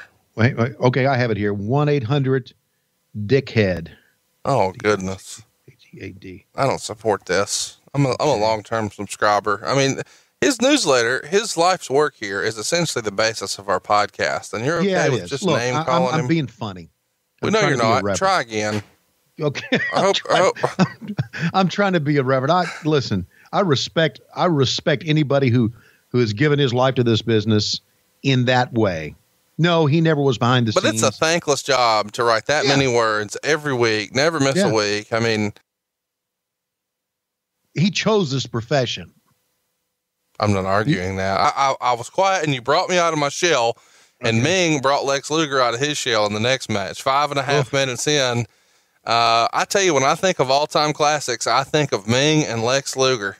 Meltzer would write, Luger came out wearing a cervical collar, which Tony Schiavone proclaimed was a work. Well, it was. The whole thing was set up to be a work. It's just funny for you to say that. There were boring chants all over the place. Match was awful. Finish saw Liz spray Luger in the eyes with an unidentified substance, and Ming took off Luger's collar and put him in the Tongan death grip. -1 star. This feels like Ming's getting a push because he's beaten Lex Luger. 10 years prior, this would have never happened. But this kind of doesn't really amount to anything. But hypothetically, if you were booking WCW here, wouldn't you put Ming in the main events? Me? Put Ming in the main event? Why not? No, look, it seems like every pay-per-view that you and I talk about, we have Ming in the freaking pay-per-view doing something. So somebody liked him.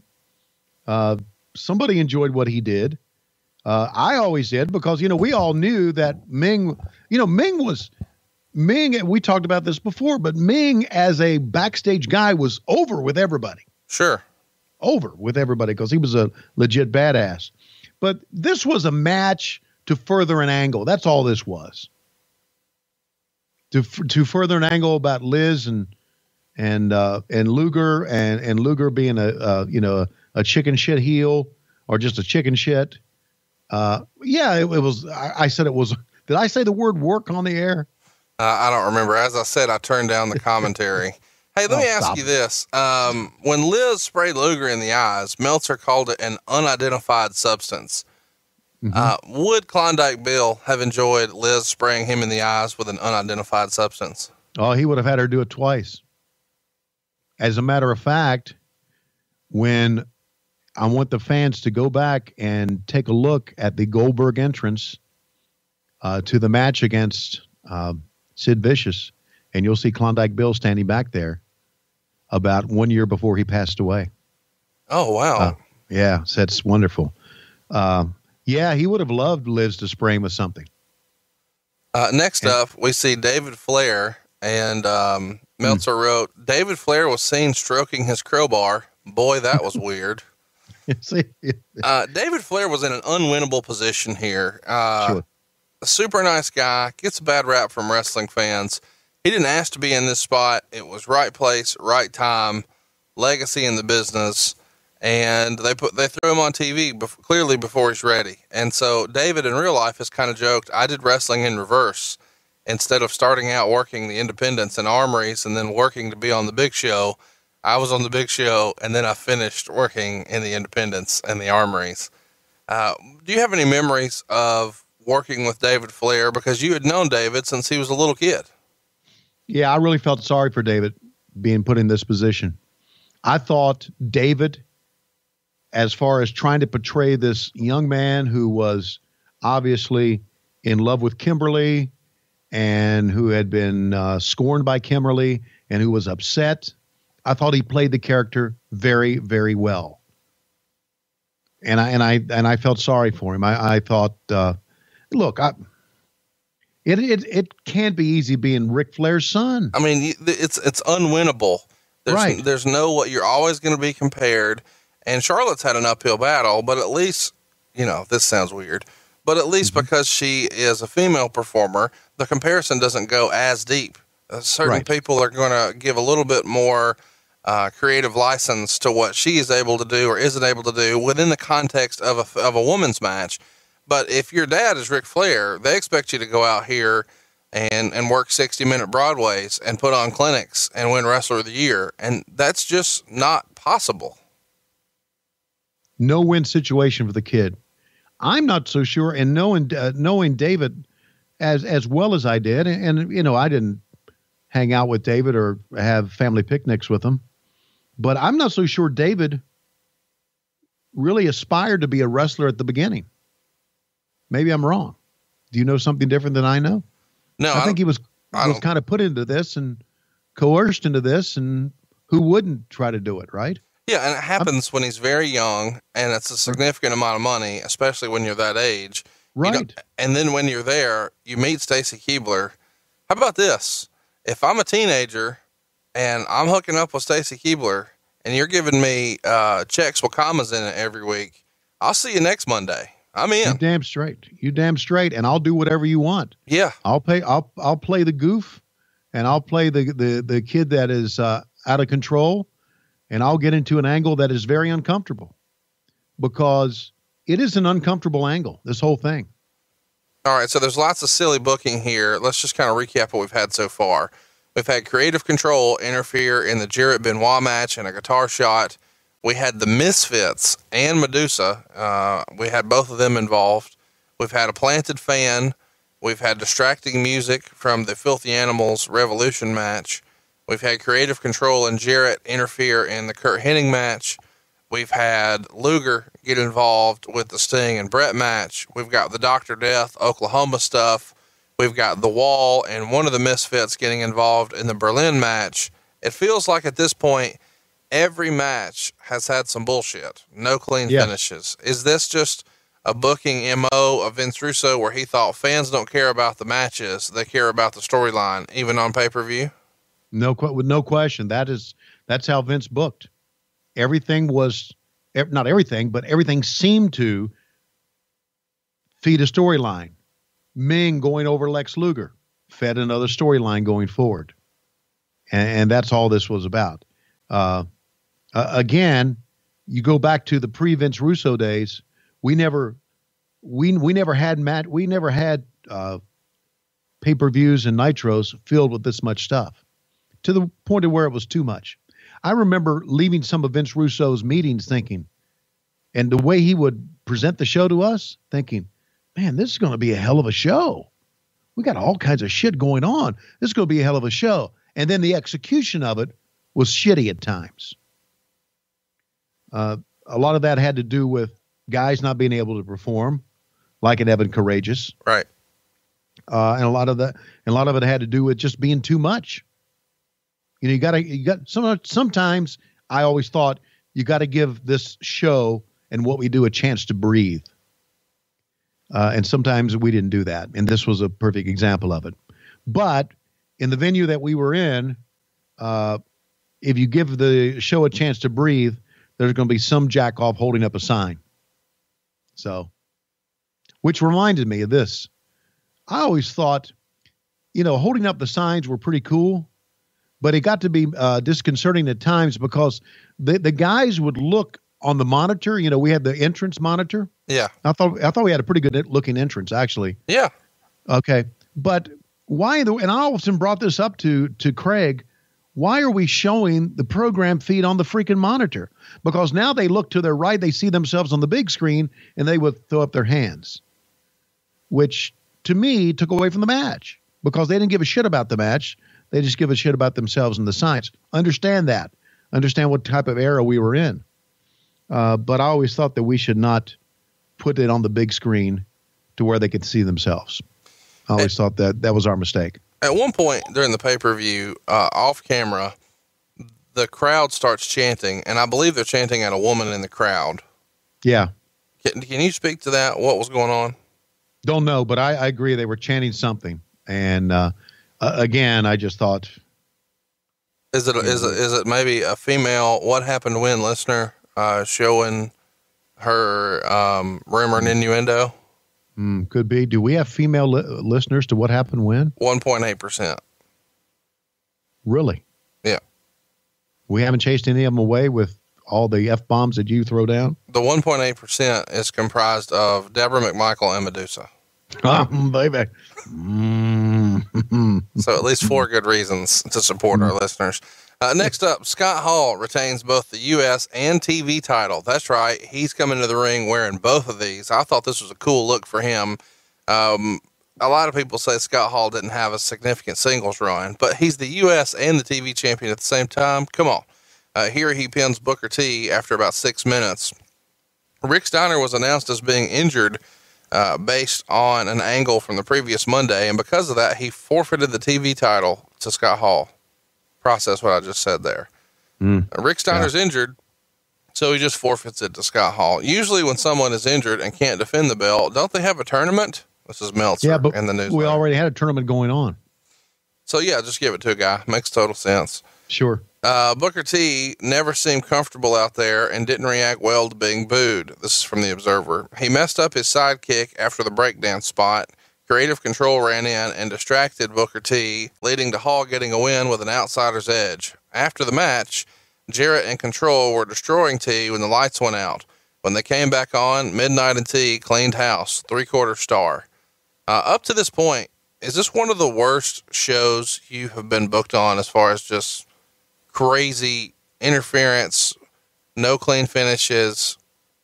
Yeah. I mean, it's not a bad show as far as the star power, but it's the way some of it is presented is like, God, are we ever just going to get a fucking match? Yeah, exactly. It's just all mixed up.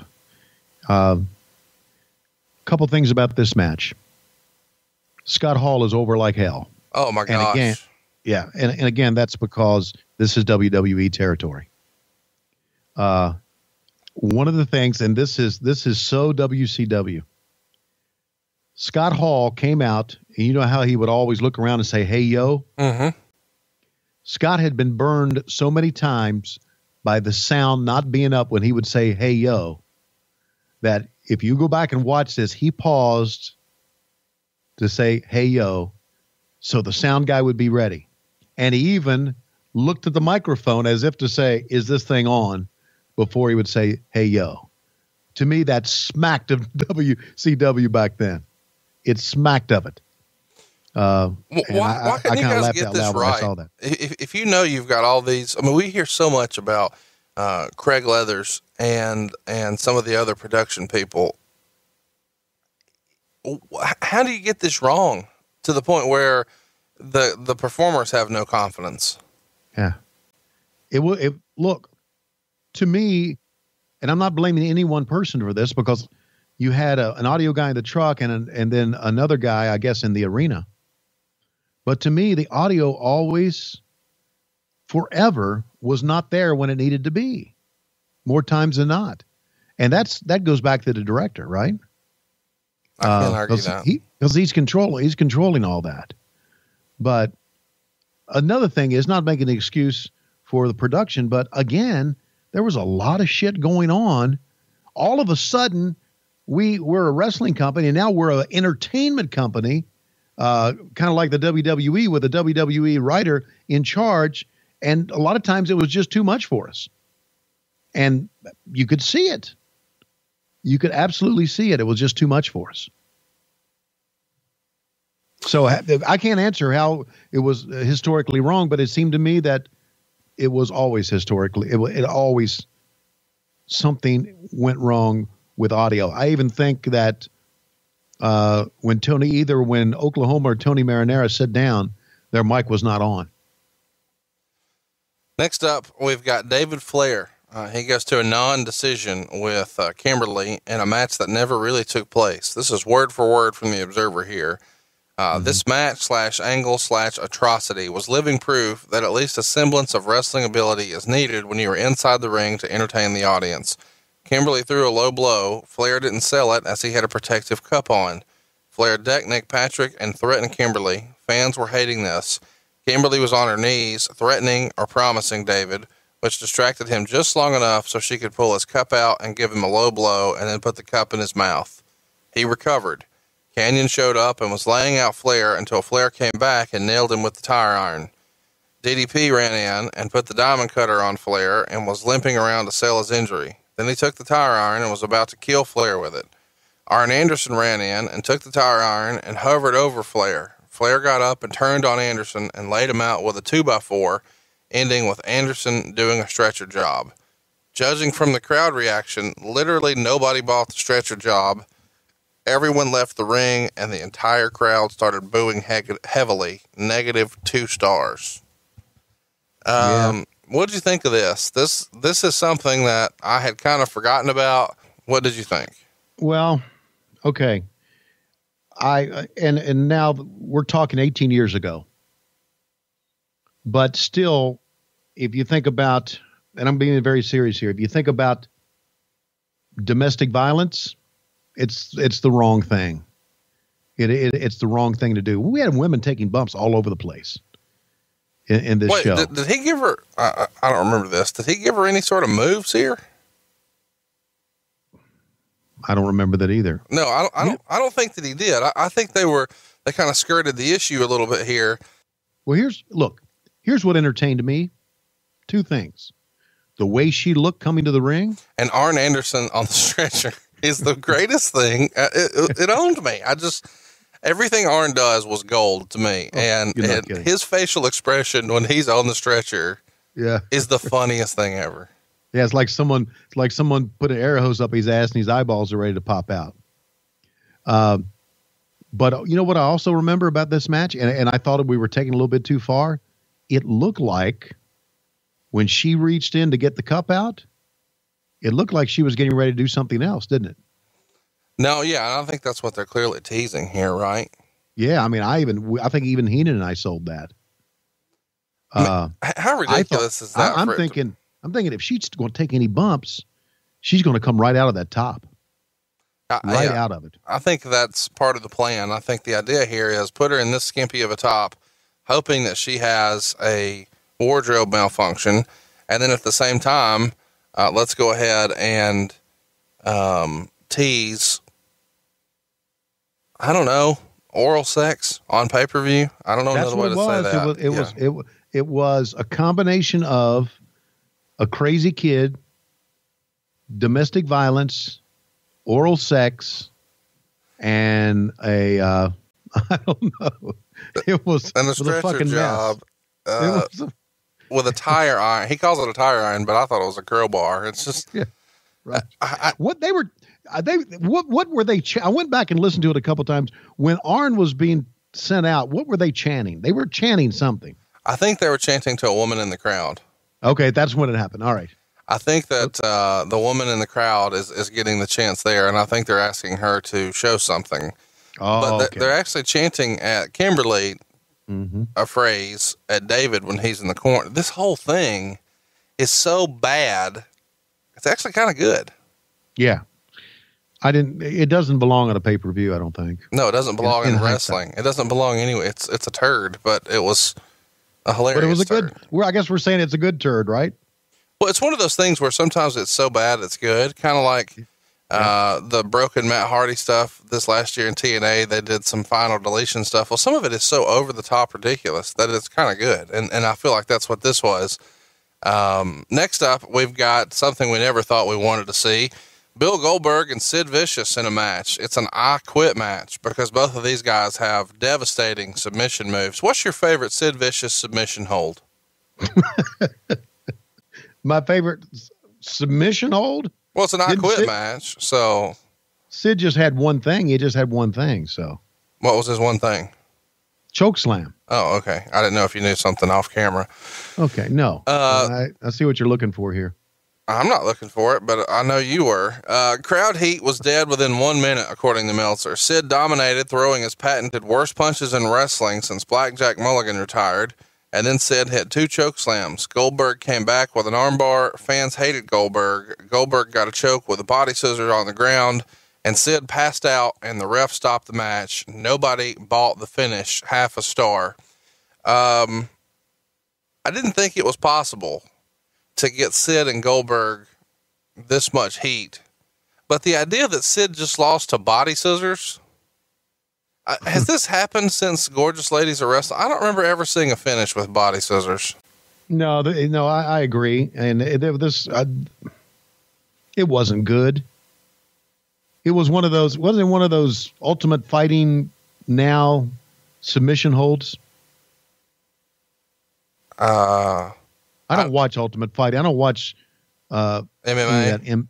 But it wasn't one of those, submission holds to where he's got to tap out or he's going to go out type of thing.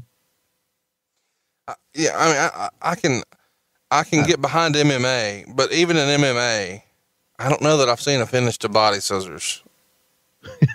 Okay. Like, I've seen guys get choked out with, like a triangle choke. And there's various other ways to choke a guy out with your legs, but a triangle choke is the one that most everyone listening is probably familiar. But body scissors, wow. If you could have anybody put you in body scissors, why would it be Rey Mysterio? Oh, me? Yeah. I think the only person I would want put me in body scissors would be Medusa. See, I know where you're trying to go with this. Okay. I'm just trying to be funny. No, you're trying to think that I'm a switch hitter, and you're trying to present that I'm a switch hitter. Okay. Well, and I'm not. No.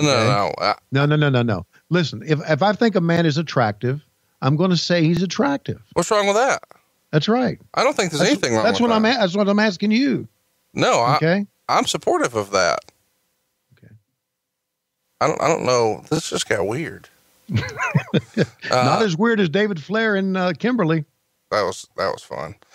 Next up, we have got Bret Hart pinning Chris Benoit in 17.5 minutes to win the WCW title. This is directly from the Observer. The first big spot was a clown out of the audience attacking Benoit. The clown turned out to be Malenko, but Hart made the save. Benoit hit a tombstone piledriver and a diving headbutt, but Hall and Nash came out to basically kill all the heat in the match. Hall decked the ref and gave Hart the outsider's edge. Goldberg ran in and speared Nash. Hart and Goldberg basically cleaned house, and Goldberg continued to brawl with Hall and Nash to the back, even backstage. At this point, the big screens in the building were showing the backstage brawl, taking the fans totally out of the match. On TV, they did a split screen, which guaranteed that nobody would care about either brawl. This killed the match for several minutes until Benoit got the figure 4 leg lock and Hart made the ropes. The finishing sequence was excellent, with Hart doing a superplex while standing on the top rope, but when Benoit coming back with 2 German suplexes. He went for a third, but after a series of reversals, Hart got the sharpshooter in the middle for the win. After the match, both Hart's kids and also his nephews and nieces by marriage, including the Dynamite Kid's children, came to ringside as Hart waved the Canadian flag, 3.25 stars. It feels like when you've got 2 performers like this, Bret Hart and Chris Benoit, in a championship match, one of Benoit's first championship matches, it's on pay-per-view, it's the main event, it's in Toronto. This should be a no-brainer, and it should be enough, but it's not enough. They need to put all this other garnish on there with Malenko and Goldberg and Hall and Nash. What did you think of this? I agree. We're armchair quarterbacking here. But after all the crazy stuff we've seen in this show that is freaking loaded, in other words, as we used to say, how much more shit can we stuff down that little hole? A show that is loaded, that we should just had a straight match with no interference at all. But again, in Vince's booking, and sometimes it worked, sometimes it didn't. I always give him credit for thinking about stuff and wanting stuff to work, but he always wanted to further another angle with everything that he did. This every match pushed you to something else. In reality, it would have been just good to have these guys go 17 minutes, 20 minutes, or whatever it is. Bret raised the Canadian flag and get the win. Just a minute ago, you said, "How much more shit can we stuff down this little hole?" Is that a Klondikeism? No, it's not. That's a productionism. Oh, okay. Okay. Klondikes would say, how much more shit can we see come out of this little hole? Oh gosh. Why are you doing this? Well, you set me up for it. What are we doing? What are we doing? You set me up for it. Okay. This is shameful. Don't ever bring up Klondike's name if you're not ready to hear what I got to say. Well, I don't think that I was ready, and okay. I don't know that I'm ready for next week either, but we're coming back next week, and unbelievably, there is so much wrestle crap worthy stuff in WCW 2000. It's going to be hard to narrow this down. And the only thing I know to do is to just go in order. When I ask you about 2000, is there one thing in particular that stands out the most? No. I was miserable.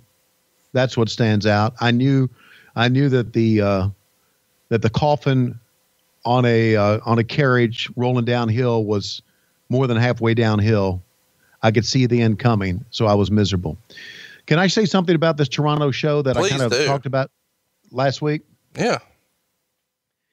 And we say a lot of crazy shit and on this program. A lot of it's tongue in cheek, and we like to be funny. But I'm going to be serious for a moment. This is a true story. There was a creep online who had a website and who basically, somebody called my attention to it. And usually I left these things alone. And this creep hated me, as many of them did. And I can understand that. You're liked, you're hated. And this creep had called for if anyone ever saw my daughter, to beat her up. What? Yeah. So I read it, got really pissed off, and then the creep called for, when we were in Toronto, for somebody to take me out. So I got in touch with Turner Security, and I said, listen, I'm really concerned because, you know, people would respond to what he wrote on the internet. I said, I'm really concerned that some of these people are going to really do what he wants them to do. Take me out, find my daughter, hurt my daughter. I think the term was smash her in the face with your fist and break her teeth. Oh my gosh. What? Oh yeah. This is, I've never heard of this. Oh yeah. So, two things happened. I got to the building early that day because I was really concerned. And probably, I probably overreacted to that. And Doug Dellinger set up security for me that day. I got to the building before anybody else because I wanted to get in there before the fans started coming to the arena. And I had extra security for me that day.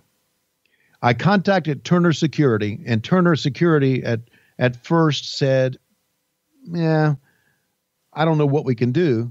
Could you send me something that he wrote?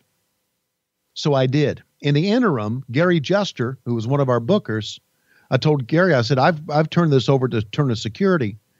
And he said, I think you should just drop it. I think you're making more out of it than you should. Just leave it alone. Turner Security came back to me a couple of days later. This was after our event in Toronto, and said, we have looked into this situation.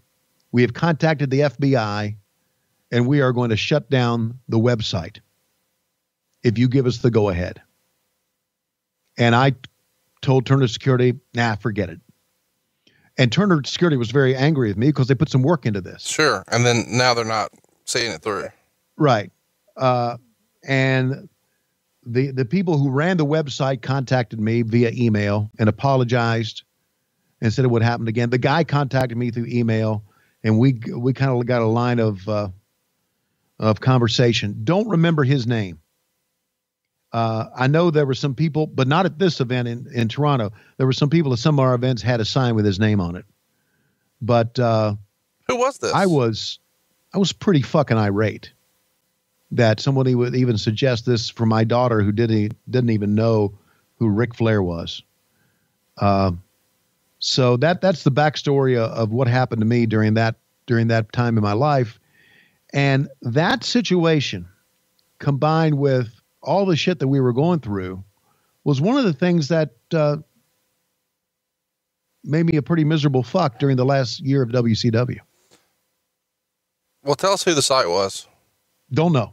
Can't remember the guy's name. It was a last name, and they would put up his last name, so-and-so rules, or just the last name. I can't remember. I wish I remembered. I don't know if he's still out there or not. It's not Scoops or Sushi X or any of the stuff that was popular back then. Don't know. I have a feeling that if I go back and look at some old tapes and see his name pop up on the sign, I would remember what it was. Man, that's crazy. I never heard that. Isn't that crazy? That's absolutely crazy. And you know how they say, when something bad happened, and nothing really bad happened to my family, but you know how, as some people say, when something bad happens to the family, well, we forgive them. You know, I don't forgive that son of a bitch at all. Not at all. And, I don't even know if he's listening to this, but if he is, you know, he can go fuck himself. I understand if you don't like me, but leave my freaking family alone. And I know as a father, you would agree with that too. Oh, for sure. Yeah. I appreciate you sharing that with us. There's no way anybody listening to this now could have ever known that was a situation or a possibility. I mean, I'd never heard this story. Well, no one knows the story of me, Gary Juster, and Turner Security, and Doug Dellinger. So. Well, way to bring us down after a Klondike Bill story. We go to that. I wanted to tell a story, and I mentioned that, you know, when we were teasing what we're going to talk about next week, I got a story that no one knows. So, you know, I'm in a way, I'm profoundly blown away that my commentary had that much effect on people back then. It had enough effect on that jackass to want to hurt my daughter. Well, see, when I listened to your commentary, I didn't want to hurt your daughter. I wanted to hurt myself. So it had a similar effect, just, you know, same thing, just different. You know what I mean? Well, can I say this? Yeah. You are the greatest podcast host in the history of professional wrestling. You miserable fuck. Easy. Let's go to the ring. Okay. Easy for you to say. So let's talk about what we're going to cover next week. Did someone else start stalking Tony in 2000? Stay tuned. We'll find out next week. WCW 2000. It's the beginning of the end, man. It's on the way down. Let's start with the beginning of the year. Sold Out 2000. This one happened January 16th in Cincinnati, Ohio. And it's famous for what happened in the main event. It's Chris Benoit and Sid Vicious for the World Heavyweight Championship. We've got a hardcore match with Kevin Nash and Terry Funk. We've got a caged heat match with The Wall and Billy Kidman. We've got a last man standing match with Buff Bagwell and Diamond Dallas Page. We've got Tank Abbott taking on Jerry Flynn. Booker T finally facing Stevie Ray. Billy Kidman and Perry Saturn in a bunkhouse brawl. A fatal four-way for the hardcore belt with Norman Smiley, Ming, Fit Finlay, and Brian Knobbs. The Cruiserweight Championship is on the line with Oklahoma and Medusa. Big Vito and Johnny the Bull take on the Harris Brothers. Vampiro takes on David Flair and Crowbar in a handicap match, and a catch as catch can match with Billy Kidman and Dean Malenko. What do you remember most about Sold Out 2000? I don't remember a fucking thing about it. But Medusa in the ring against Oklahoma has piqued my interest. There's barbecue sauce involved. There's a spoiler for you. This is also the show. Well, it's Chris Benoit's last WCW show. We'll leave it at that. Sold Out 2000 is poll topic number 1. Poll topic number 2, the very next month, they're back in San Francisco at the Cow Palace for Super Brawl. It's become a tradition for WCW to do this show here. And in the main event, we've got Sid Vicious taking on Scott Hall and Jeff Jarrett in a triple threat match, a singles match between Hulk Hogan and the Total Package, a Texas death match between Ric Flair and Terry Funk. A lot of people forgot that match even happened here in 2000. The Mamalukes, which is Big Vito and Johnny Bull, take on David Flair and Crowbar. This is a Sicilian stretcher match for the tag titles. Billy Kidman is up against Vampiro. Big T is against Booker T. You may remember him as Ahmed Johnson. We've got a leather jacket on a pole match. Let me say that again. A leather jacket on a pole match with Big Al and Tank Abbott. The Wall taking on the Demon. A handicap match with 3 count, all of them. Evan Courageous, Shannon Moore, and Shane Helms against Norman Smiley. And then for the hardcore title, we've got Bam Bam Bigelow and Brian Knobbs. And then for the vacant cruiserweight title, Lash LaRue versus Prince Iakea. When you run through that card, it's hard to see how you guys didn't make it. Super Brawl 2000. What do you remember most about this show? I think I remember San Francisco being one of the great cities, even though the Cow Palace was, way out of the interior of the city. I remember a lot of things about Tank Abbott. Trying to get him involved in stuff was always crazy. But I also remember that if you go back to some of our pay-per-views, even the Mayhem, the one we're talking about, this had a little bit more star power than the rest of them did, with Hogan involved and Flair involved and Terry Funk involved. So on paper, it looked like a better pay-per-view for us. But look, we did not have the talent roster to be able to do all these things. What? Let's run through that again. We did not have the talent roster to be able to do all these things. Hulk Hogan, Terry Funk, Ric Flair, Jeff Jarrett, Sid Vicious, Scott Hall, Lex Luger, Booker T. Stop. Now give me some more after that. Tank Abbott, Big Al, Bam Bam Bigelow, Prince Iakea, Vampiro. And then you said Evan Courageous. Oh gosh, man. He may be like the new character on the show here. Next up. Nothing happening. Evan Courageous. Oh my gosh. You wanted good kid. He wasn't a good performer. Here's what he may have been a great wrestler in the Atlantic Coast Conference, but he was not a good professional wrestler. He wasn't. 2000 continues. Uncensored 2000. This one's in March. It takes place in Miami. It draws 5,000 people on pay-per-view in Miami. On top, we've got the Yappa Pie Indian strap match. Hulk Hogan and Ric Flair. A strap match, a Yappa Pie strap. Well, that's got to win. Sid Vicious and Jeff Jarrett for the world title. Sting and Lex Luger in a lumberjack match. Dustin Rhodes and Terry Funk in a bull rope match. The Harris brothers taking on the Mamalukes. This is for the tag titles. Vampiro and Fit Finlay in a Falls Count Anywhere match. Kidman and Booker take on the Harlem Heat 2000, which is Big T and Stevie Ray. They've also got Cash and Jay Biggs on the outside there. Brian Knobbs is in a hardcore match against all of 3 Count. Bam Bam Bigelow takes on The Wall. Norman Smiley and the Demon take on Lenny Lane and Rave. And then the artist formerly known as Prince Iakea with Paisley take on Psychosis with Juventud Guerrera. What do you remember most about Uncensored 2000? Holy shit. I don't remember anything about that. I don't remember half the names that you just brought up. What about the Yappa Pie? The Yappa Pie. The Yappa Pie. The artist. Who was Paisley? Oh, come on. You don't know who that is? No. It's Booker T's wife, Charmel. Oh, God. This has to win just so we can refresh Tony's memory. Tony called the match, but this will be the first time he's ever watched it. Apparently. And it'll probably sound like that too. I tell you what we do to pick the one that you want. Go back, if you will, all of our listeners, and read what Meltzer had to say about my commentary. And when he buried me the most, that's the one that we talk about. And I guess he buried me equally as bad on all of them. So I don't know. Yeah, it's going to be tough to pick that. Listen, this was 2000 was the worst year of my career. By not only my attitude, but by my performance, and by this is where I was being burned out by the business.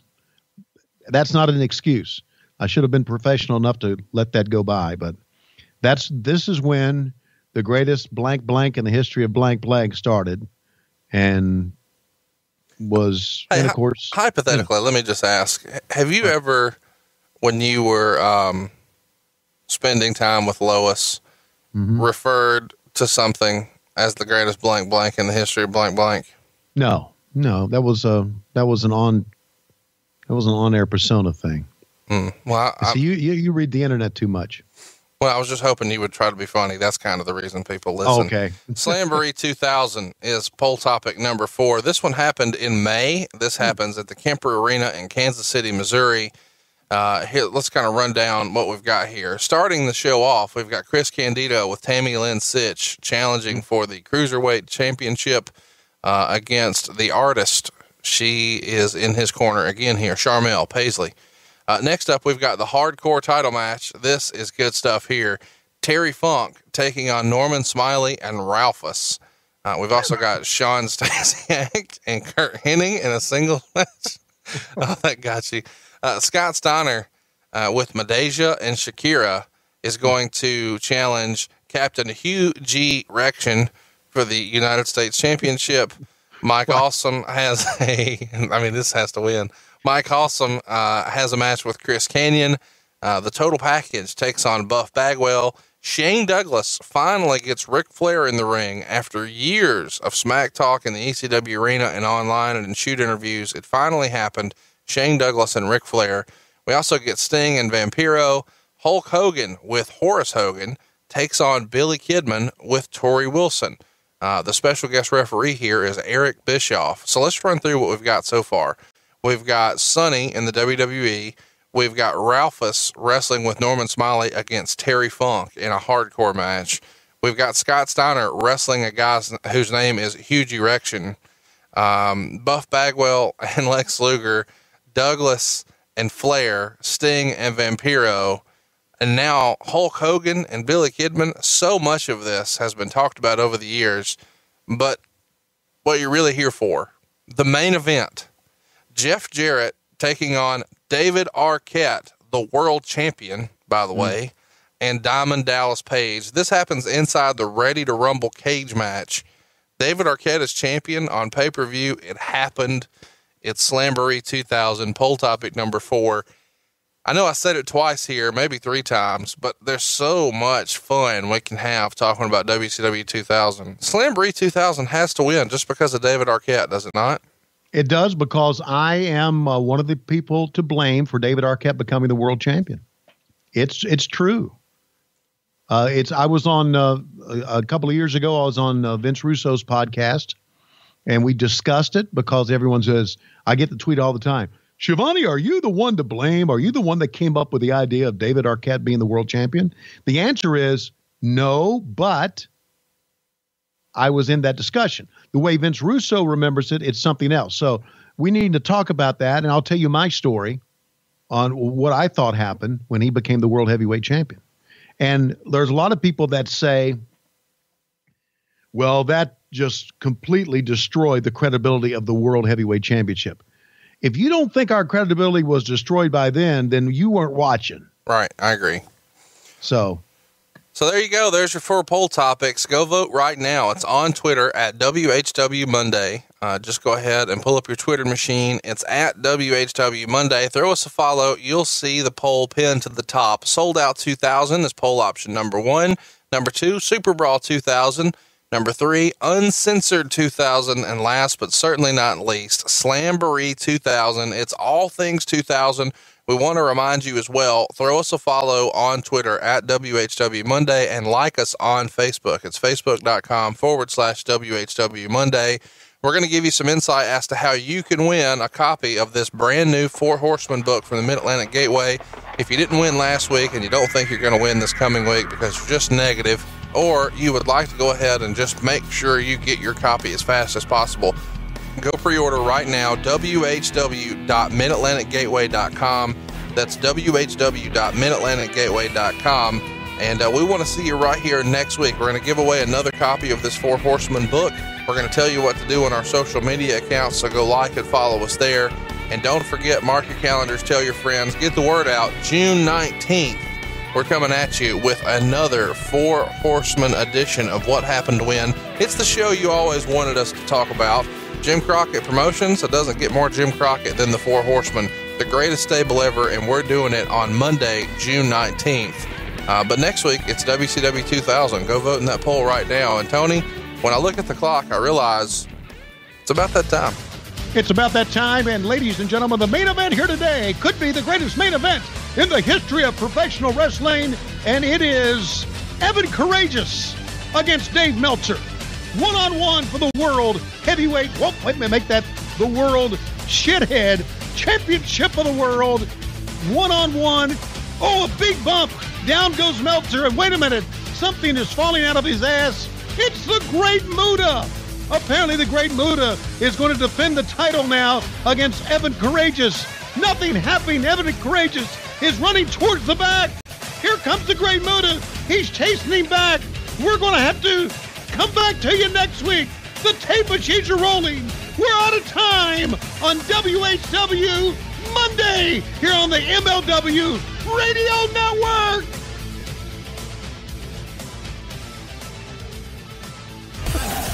The world of MLW Radio